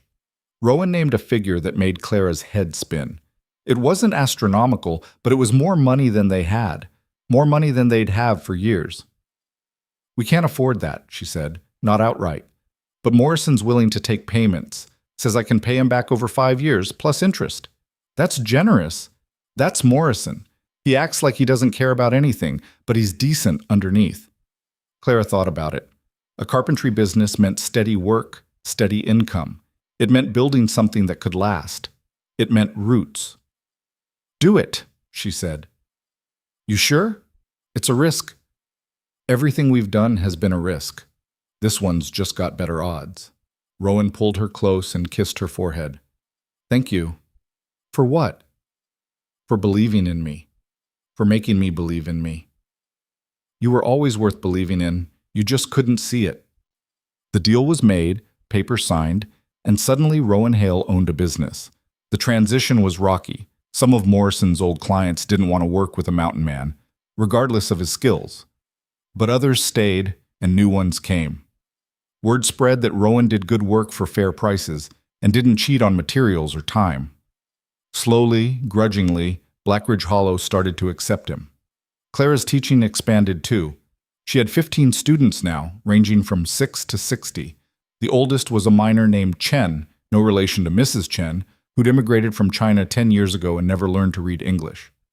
"You're patient with an old fool," he said after his first lesson. "You're not a fool, you're learning a new language. That's one of the hardest things a person can do." "My children speak English. I want to read the letters they send." Clara's throat tightened. "Then we'll make sure you can." By summer, something strange had happened. Clara realized it one day while walking through town with a basket of vegetables from Mrs. Chen's garden. People were greeting her. Not everyone. Not warmly. But they nodded. Said hello. Treated her like a person instead of a scandal. It was such a small thing, basic human courtesy. But after 7 years of being invisible, it felt monumental. "They're coming around," Mrs. Chen observed. "Took long enough?" "What changed?" "You did. You stopped trying to disappear and started taking up space. Hard to ignore someone who refuses to be ignored." Clara thought about that. She hadn't set out to be brave or defiant. She'd just been tired of being small. But maybe that was what courage was. Not some grand gesture, but the quiet decision to stop shrinking. One evening in late August, Rowan came home with ink-stained fingers and a nervous energy that made Clara nervous too. "What's wrong?" "Nothing's wrong. He pulled a folded paper from his pocket. "I wrote something for you." Clara unfolded it carefully. The handwriting was messy, Letters still uneven, some words crossed out and rewritten. But it was readable. "Dear Clara," it began, "I am not good with words, but I will try. You saved my life twice. Once when you stitched my wounds, once when you taught me I was worth saving. I want to spend the rest of my life proving you were right. Will you marry me?" Again, but proper this time, with flowers and guests and everything I couldn't give you before. I love you. Rowan. Clara read it 3 times, tears blurring the words. "You wrote this," she said, "by yourself. Took me 2 weeks, probably has spelling mistakes. It's perfect." "So, is that a yes?" Clara laughed through her tears. "We're already married, you idiot." "I know, but we got married because people were talking and we were tired of waiting. I want to marry you again because I choose you, because I love you, because—" He stopped, struggling. "Because you deserve better than a rushed ceremony with 2 witnesses. I don't need better. What we had was real." "I know, but I want to give you this anyway, if you'll have it." Clara looked at the letter in her hands, physical proof that Rowan had learned not just to read, but to write, to express himself in ways he'd never imagined possible. "Yes," she said. "Yes, I'll marry you again." They planned it for September, when the summer heat broke but before the snow came. This time there would be flowers, wild flowers from the mountain gathered by Rowan himself. This time there would be guests, Mrs. Chen and Morrison, and Clara's students, and the few people in Blackridge who'd proven themselves decent. Martha Whitlock was not invited. Neither was Thomas. Clara had tried to visit them once, months ago, hoping to rebuild some kind of relationship. Her mother had shut the door in her face without a word. It hurt. But it hurt less than Clara expected. She'd built a new family, one that chose her instead of tolerating her. The ceremony took place on a Saturday afternoon, the church packed with more people than Clara had expected. The miners from Rowan's crew showed up, and the families of her students, and even some of the merchants who'd started treating her like a person instead of a scandal. Clara wore a dress Mrs. Chen had helped her make. Simple but beautiful cream-colored fabric that caught the light. Rowan wore a suit Morrison had lent him, slightly too small in the shoulders but respectable. They said their vows again, and this time Clara didn't cry from relief, but from joy. This time, when Rowan kissed her, there were cheers instead of awkward silence. At the reception, held in the church basement with food everyone had contributed, Clara stood beside her husband and looked around at the people who'd become her community. Not perfect people, not people without judgment or prejudice, but people who'd seen her fight to exist and decided she was worth knowing. "Happy?" Rowan asked, his arm around her waist. "Yeah, I really am." "Me too." They danced, badly, since neither of them knew how, and ate cake and accepted congratulations from people who'd once whispered behind their backs. And when the evening ended and they walked home through the September twilight, Clara realized she'd done it. She'd turned invisible into visible, worthless into worthy, alone into together. It hadn't been smooth, it hadn't been easy, but it had been real. And that made all the difference. The first snow came early that year, in late October, blanketing Blackridge Hollow in white, just as Clara discovered she was pregnant. She'd suspected for weeks, the nausea that hit her every morning, the exhaustion that made climbing stairs feel like scaling a mountain, the way certain smells suddenly made her stomach revolt. But suspicion and certainty were different animals, and when Dr. Hayes confirmed it with a brief examination and a knowing smile, Clara felt the ground shift beneath her feet. "You're about 2 months along," he said, washing his hands in the basin. "Due sometime in May, if my calculations are right. You feeling all right otherwise?" "Tired, and everything smells wrong." "That's normal. The sickness should ease up in another month or so. Until then, ginger tea helps, and rest when you can." Clara nodded, her mind racing. A baby. She was going to have a baby. The thought terrified her. She told Rowan that night after dinner, when Mrs. Chen had tactfully disappeared to visit a neighbor who definitely didn't need visiting. "I'm pregnant," Clara said, the words falling flat in the quiet kitchen. Rowan froze, his coffee cup halfway to his mouth. "You're—" "What?" "Pregnant. Due in May. Dr. Hayes confirmed it this afternoon." He set the cup down carefully, like it might shatter if he moved too fast. A baby. Yes, we're having a baby. That's generally how this works. Rowan stood abruptly and crossed to where she sat, dropping to his knees beside her chair. Clara, we're having a baby. I know. I was there when it happened. He laughed, a surprised, slightly hysterical sound, and buried his face in her lap. Clara ran her fingers through his hair, feeling him shake. Are you crying? She asked. Maybe. Is that allowed? I think so. I've been crying on and off all afternoon. He looked up at her, his eyes wet but smiling. Are you happy? Clara thought about it. Was she happy? She was terrified, exhausted, nauseated, and completely unprepared to be responsible for another human being. But underneath all that, buried deep, was something that felt like joy trying to break through. Ask me again when I stop throwing up every morning, she said. That's not a no. No, it's not a no. They held each other in the lamplight, two people who'd barely figured out how to take care of themselves now, facing the impossible task of raising a child.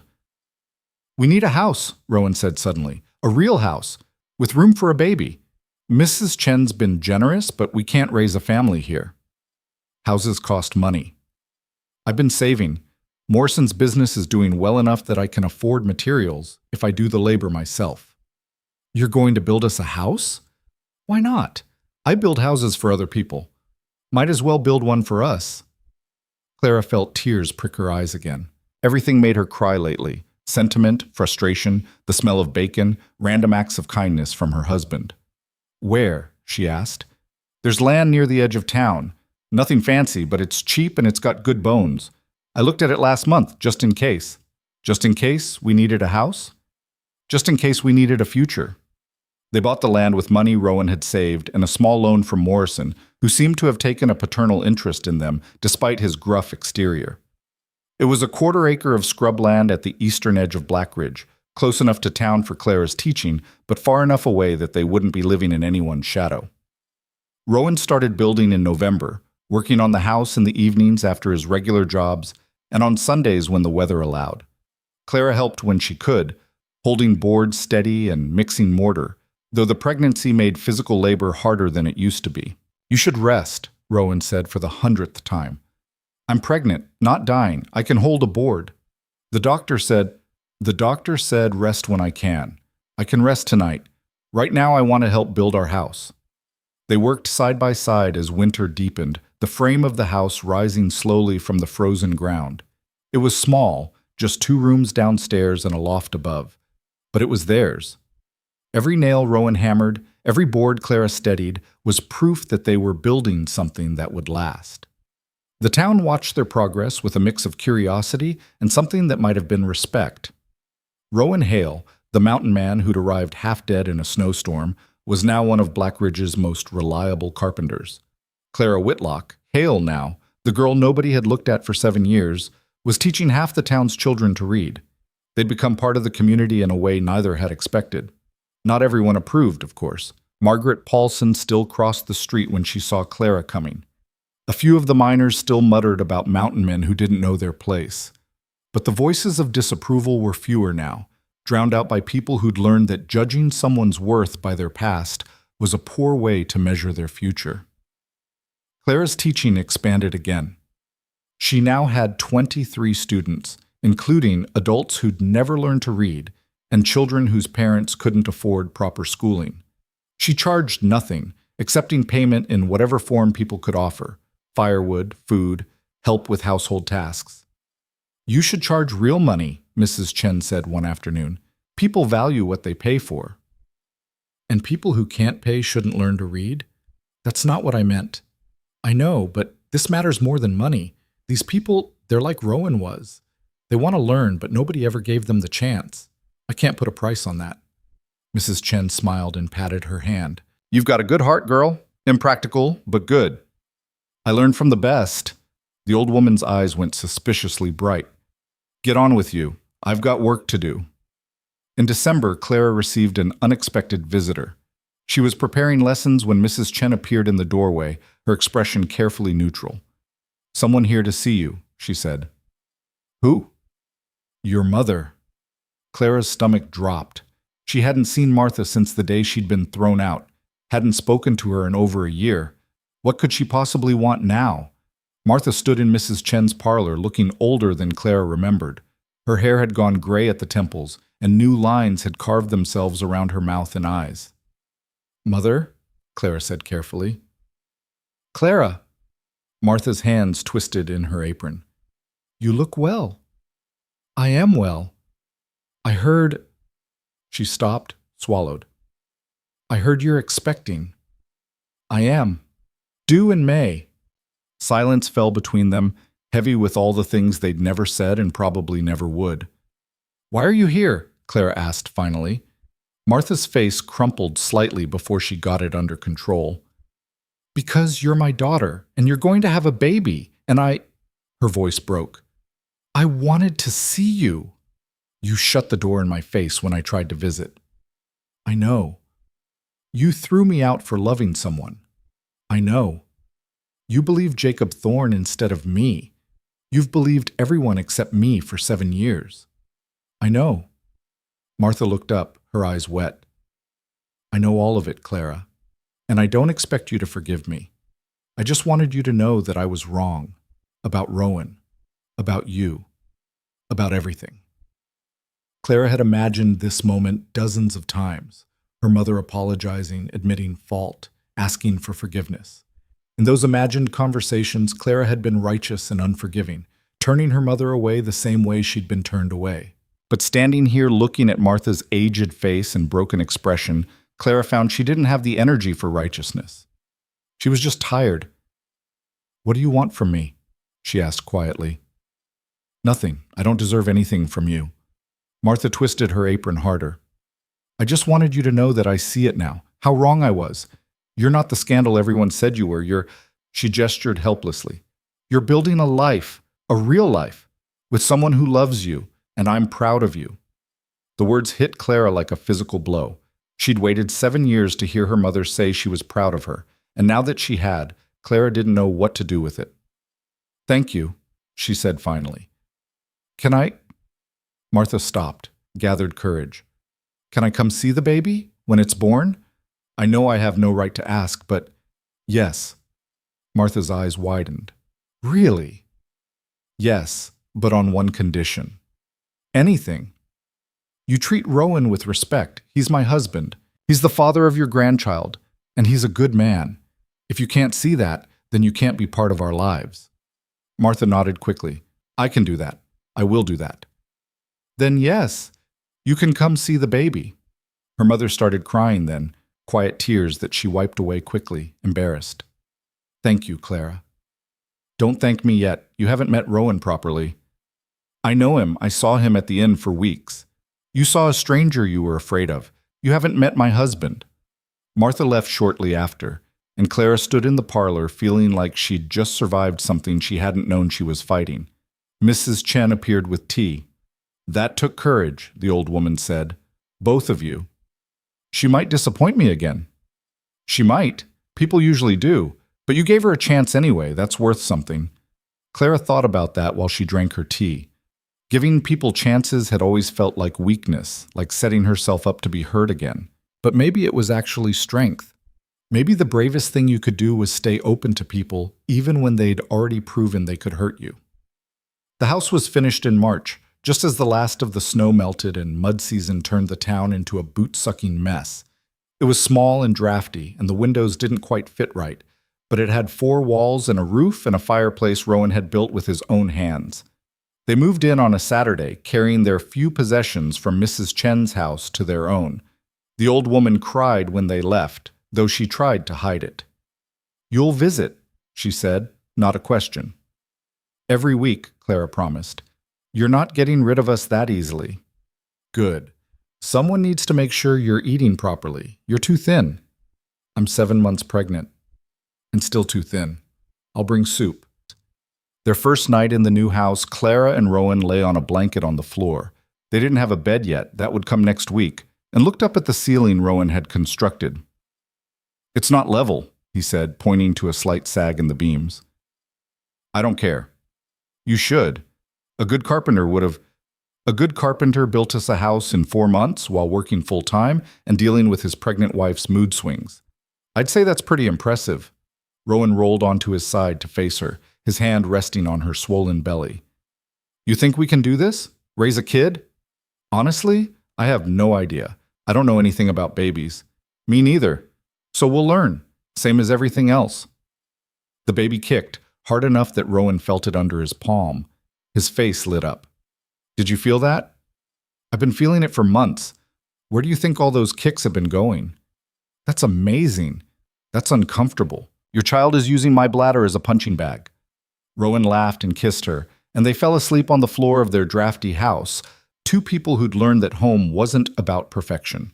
It was about building something together, even when you had no idea what you were doing. Clara went into labor on May 15th, 3 weeks earlier than Dr. Hayes had predicted.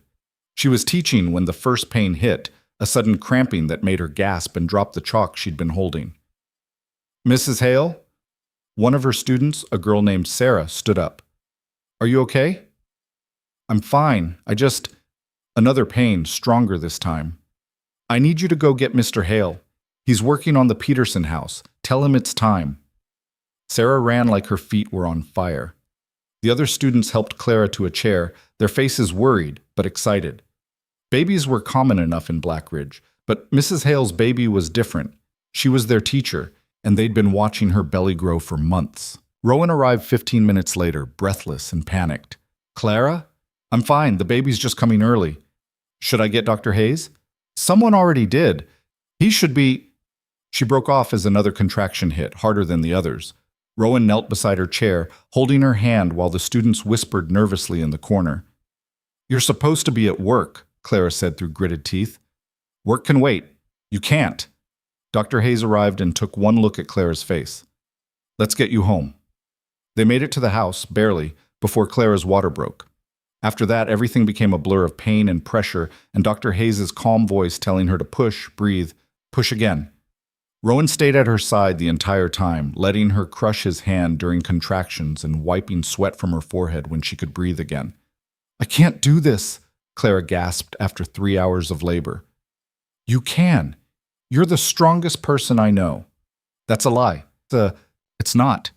You survived 7 years of this town trying to break you. You can survive this. This hurts more. I know, but it ends. And then we have a baby. If I survive, you will. I won't let you do anything else. The baby came an hour later. A boy, small but healthy, with a surprisingly loud voice for someone who weighed barely 6 pounds. Dr. Hayes wrapped him in a blanket and placed him in Clara's arms. Congratulations, you have a son. Clara looked down at the tiny, red-faced creature who was technically hers now and felt a wave of terror so intense it nearly drowned out everything else. This was a person, a whole person who would depend on her for everything. How was she supposed to keep something this fragile alive? Then the baby opened his eyes, dark like Rowan's, and looked at her with an expression of pure trust, and something in Clara's chest cracked open. Hello, she whispered. I'm your mother. I have no idea what I'm doing, but I promise I'll try my best. Rowan was crying openly now, his hand gentle on the baby's head. He's perfect. He's wrinkly. Perfect and wrinkly. What should we name him? They discussed names for months but never settled on anything. Now looking at their son, Rowan said, Thomas, after your father. Maybe it'll give them a reason to reconnect. Clara thought about her father, silent, absent, smoking his pipe while life happened around him. You want to name our son after a man who stopped living years ago? I want to name him after the man your father used to be, before grief broke him. Maybe having a grandchild with his name will remind him what he lost. It was optimistic in a way that Clara didn't quite believe in, but she was too exhausted to argue. Thomas Hale. It works. Dr. Hayes left after making sure both Clara and the baby were stable. Rowan stayed sitting beside the bed and watching his son sleep with an expression of such wonder it made Clara's chest ache. I never thought I'd have this, he said quietly. What? A family, a home, someone who… He stopped, overwhelmed. Someone who… what? Someone who makes me believe I deserve good things. Clara reached for his hand.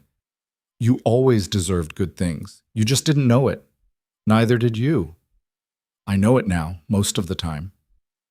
They sat in silence, watching their son breathe, both of them exhausted and terrified and happier than either had imagined possible. Martha came to visit 2 days later, standing nervously on their porch with a basket of food and eyes full of uncertainty. "Clara told me you'd come," Rowan said, opening the door wider. "Come in." Martha entered carefully, like she was walking into enemy territory. She stopped when she saw Clara sitting in the rocking chair Rowan had made, the baby in her arms. "This is Thomas," Clara said. "Your grandson." Martha approached slowly and looked down at the sleeping infant. Her face crumpled. "He's beautiful," she whispered. "He's loud and demanding and sleeps for 30 minutes at a time if we're lucky. But yes, he's beautiful. Can I—" Clara handed over the baby, watching her mother's face transform as she held her grandson for the first time. Martha looked younger suddenly, the hard edges softening. "Hello, Thomas," she said. "I'm your grandmother, and I'm going to do better by you than I did by your mother." It wasn't much. It wasn't everything. But it was a start. Thomas Whitlock showed up a week later, standing awkwardly in their doorway with his hat in his hands. "Heard I have a grandson," he said quietly. Clara stared at her father, the man who'd stopped seeing her years ago, and felt something complicated twist in her chest. "You do. Would you like to meet him?" Thomas nodded and followed her inside. Rowan was working at the table, carving a wooden toy for Thomas when he got older. He stood when Clara's father entered. "Mr. Whitlock," he said carefully. "Rowan." Thomas's voice was rough from disuse. "Martha told me you named the boy after me." "We did." "Why?" "Because Clara wanted him to have a strong name, and because we hoped it might remind you that you still have a daughter who exists." Thomas flinched like he'd been struck. "I know I haven't been—" He stopped, struggling. "I wasn't a good father to Clara. After the mines took my friends, I just stopped. Stopped trying. Stopped caring." "You stopped seeing me," Clara said quietly. "You were sitting in the same house, and you stopped seeing me." "I know." Thomas looked at her, really looked at her, maybe for the first time in 8 years. "I'm sorry, Clara. I'm so sorry." Clara felt tears burning behind her eyes. She'd wanted this apology almost as much as she'd wanted her mother's, but having it didn't make the years of silence hurt less. "I can't go back and fix it," Thomas continued, "but I'm here now, if you'll have me." Clara looked at Rowan, who nodded slightly. Then she looked at her father, broken, apologetic, trying. "You can meet your grandson," she said, "but the rest, we'll have to see." Thomas held baby Thomas with shaking hands, tears running down his face. "He looks like you did, when you were born. Mother said I was an ugly baby. Your mother was tired and in pain. You were perfect, and I'm sorry I forgot that." It wasn't forgiveness. Not yet. But it was acknowledgement. And acknowledgement was a start. Over the next year, something impossible happened. Clara's family, broken and scattered, started to rebuild. It was messy and awkward, and nobody pretended the past didn't exist. But Martha came every week to help with Thomas and teach Clara things about motherhood that Clara was too proud to admit she didn't know. Thomas Sr. came less frequently, but when he did, he actually talked. Real conversations about the baby, about Rowan's work, about life. The Whitlock Inn struggled without Clara's help, and eventually Martha had to sell it to pay debts.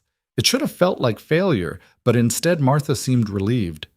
"I spent 20 years running that place," she told Clara one afternoon while they did laundry together. "It was killing me slowly. Maybe it's time I did something else." "Like what?" "I don't know yet, but I'll figure it out. You taught me that it's never too late to start over." Rowan's carpentry business grew beyond what he'd imagined. He hired 2 apprentices, young men who needed work and patience, and taught them the trade the way Clara had taught him to read, patiently, with the understanding that everyone starts somewhere and growth takes time. Clara's teaching expanded until she had 40 students. The town council approached her about opening a proper school with a building and books and official sanction. The pay would be small but regular, and it would mean Blackridge's children, all of them, Not just the ones whose parents could afford private tutors, would have access to education. She accepted. The school opened in the fall of Thomas's second year.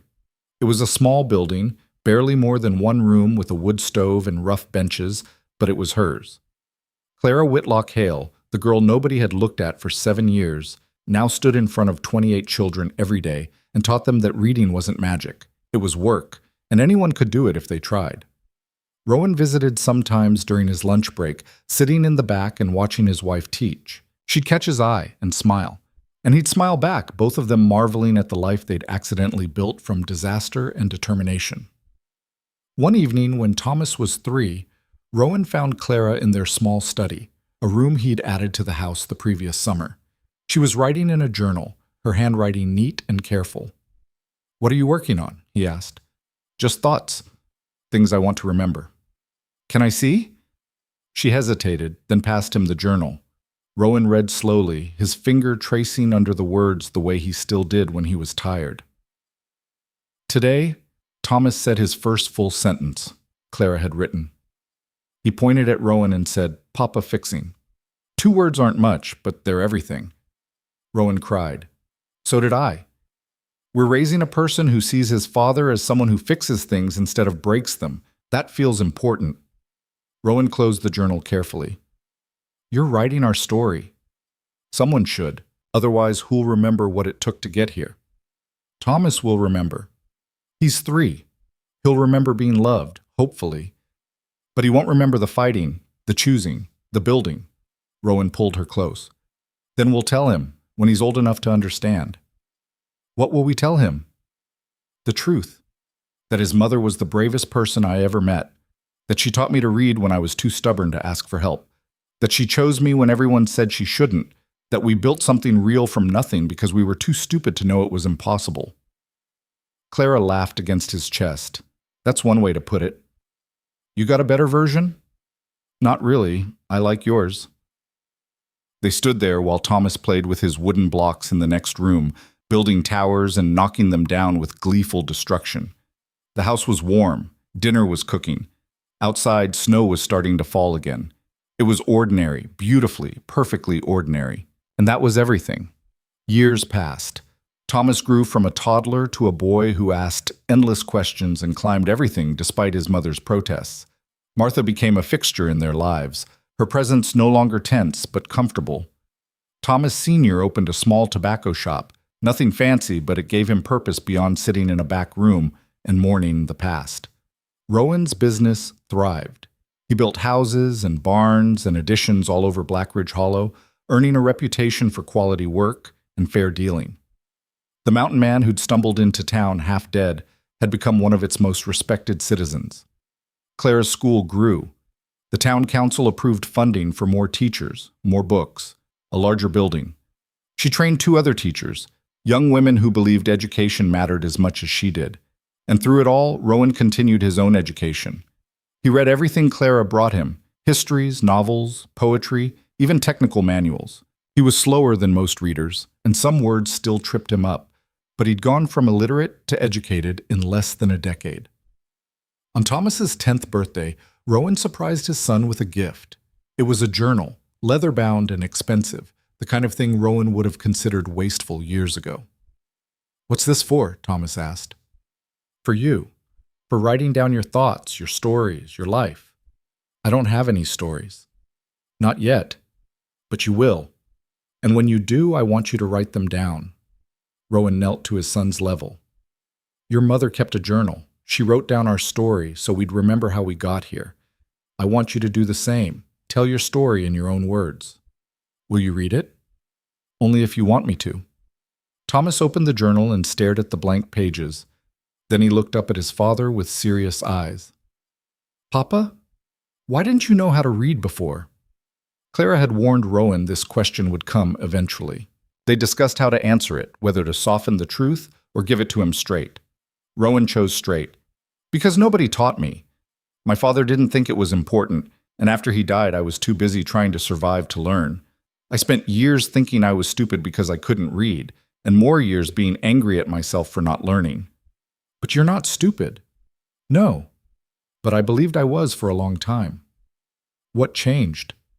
Your mother. She saw past what I couldn't do and focused on what I could. She taught me that not knowing something doesn't make you stupid. It just means you haven't learned it yet. Thomas thought about that, his young face serious. Is that why Mama teaches? So people don't feel stupid? That's exactly why. I want to help. Help how? Teach people, like Mama does, like you did with your apprentices. Rowan felt his throat tighten. That's a good goal, son. Will you help me? Always. That night, after Thomas was asleep, Rowan sat at the kitchen table and opened his own journal. He'd started keeping one 5 years ago, at Clara's suggestion. The writing was still messy, still full of crossed-out words and spelling mistakes, but it was his. He wrote, Thomas asked about reading today. I told him the truth, that I was ignorant but not stupid, that there's a difference. He understood. More than that, he wants to help others the way Clara helped me. I'm raising a son who believes knowledge should be shared, not hoarded. That's Clara's influence. That's her gift to him, to us. I never thought I'd have a legacy beyond survival, but maybe that's what this is. Not buildings or business or money. Just a boy who believes everyone deserves a chance to learn. That's worth more than anything I could build with my hands. He closed the journal and looked around the kitchen. At the house he'd built, the life he'd created, the family that had formed around the simple act of one broken person helping another broken person learn to read. 20 years ago, he'd been a violent, illiterate mountain man who thought isolation was safety. Now he was a husband, a father, a businessman, a teacher. Now he was someone who mattered. Clara appeared in the doorway, her hair loose around her shoulders. Still up? She asked. Just finishing. You? Couldn't sleep. Too many thoughts. Good thoughts? Mostly. I was thinking about that night you broke our door, how terrified I was, how certain I was that helping you was a mistake. Was it? Clara crossed to where he sat and ran her fingers through his hair, still dark, but silver threaded through it now. It was the best mistake I ever made. Same. Coming down from the mountain? Falling for a woman too stubborn to let me stay ignorant. She kissed the top of his head. Come to bed. Tomorrow's going to be long. They were hosting dinner for the whole family. Martha, Thomas Sr., Mrs. Chen, Morrison, and his wife, a few of Clara's fellow teachers. The house would be full of noise and people and the chaotic warmth that came with community. Rowan stood and followed his wife to their bedroom, passing Thomas's room on the way. He paused to look in at his sleeping son, curled around the journal Rowan had given him. He's going to be better than us, Rowan said quietly. He already is. But he got there because of us. That counts for something. It counts for everything. They went to bed in the house Rowan had built, in the life they'd created from nothing but determination and the willingness to believe they deserved more than what the world had offered them. Outside, Blackridge Hollow slept beneath a blanket of stars. Inside, 3 people who'd all learned that struggling didn't define worth dreamed of futures they'd earned by refusing to disappear. The story of Clara Whitlock and Rowan Hale didn't have a dramatic ending.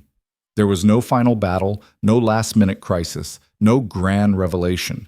Instead, it had something better. It had continuation. Days that turned into weeks that turned into years, all of them marked by the ordinary miracle of 2 people who'd been written off as worthless, proving that worthiness isn't given. It's chosen. And they chose it. Every single day. Years later, when Thomas Hale was grown and teaching in a school 3 towns over, he found his mother's old journal in a trunk in the attic. He read it cover to cover, learning the full story of how his parents met and fought and built something lasting from disaster. Then he opened his own journal, worn now from years of use, and added an entry.